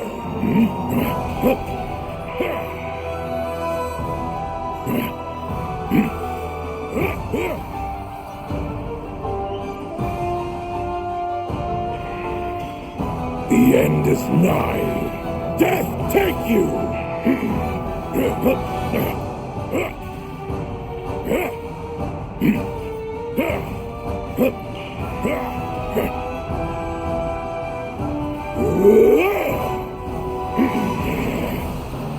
I'm proceeding with caution.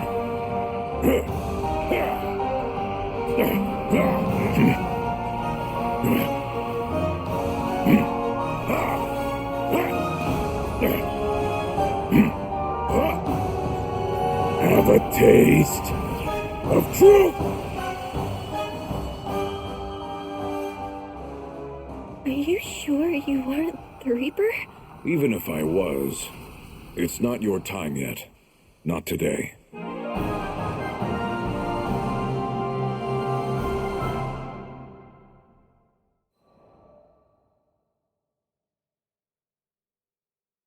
Upon arriving at the girl's home, I was met by a shocking sight. The thriving garden I'd seen before was now gray and withered, its fruits and vegetables rotting away. How could all the life have been sucked from this place in such a short span of time? When I looked at the girl, she purposefully avoided my gaze. I decided against questioning her for the moment. Whatever's going on, I might be able to help, but we can talk about that later. You should rest. Okay. She took an unsteady step through the door of her home. As I watched her go, I felt eyes on the back of my head. But when I turned around, no one was to be found. Yeah, I doubt I imagined that. I spent a few moments scanning the perimeter, but soon found nothing of concern. I decided to call it a day.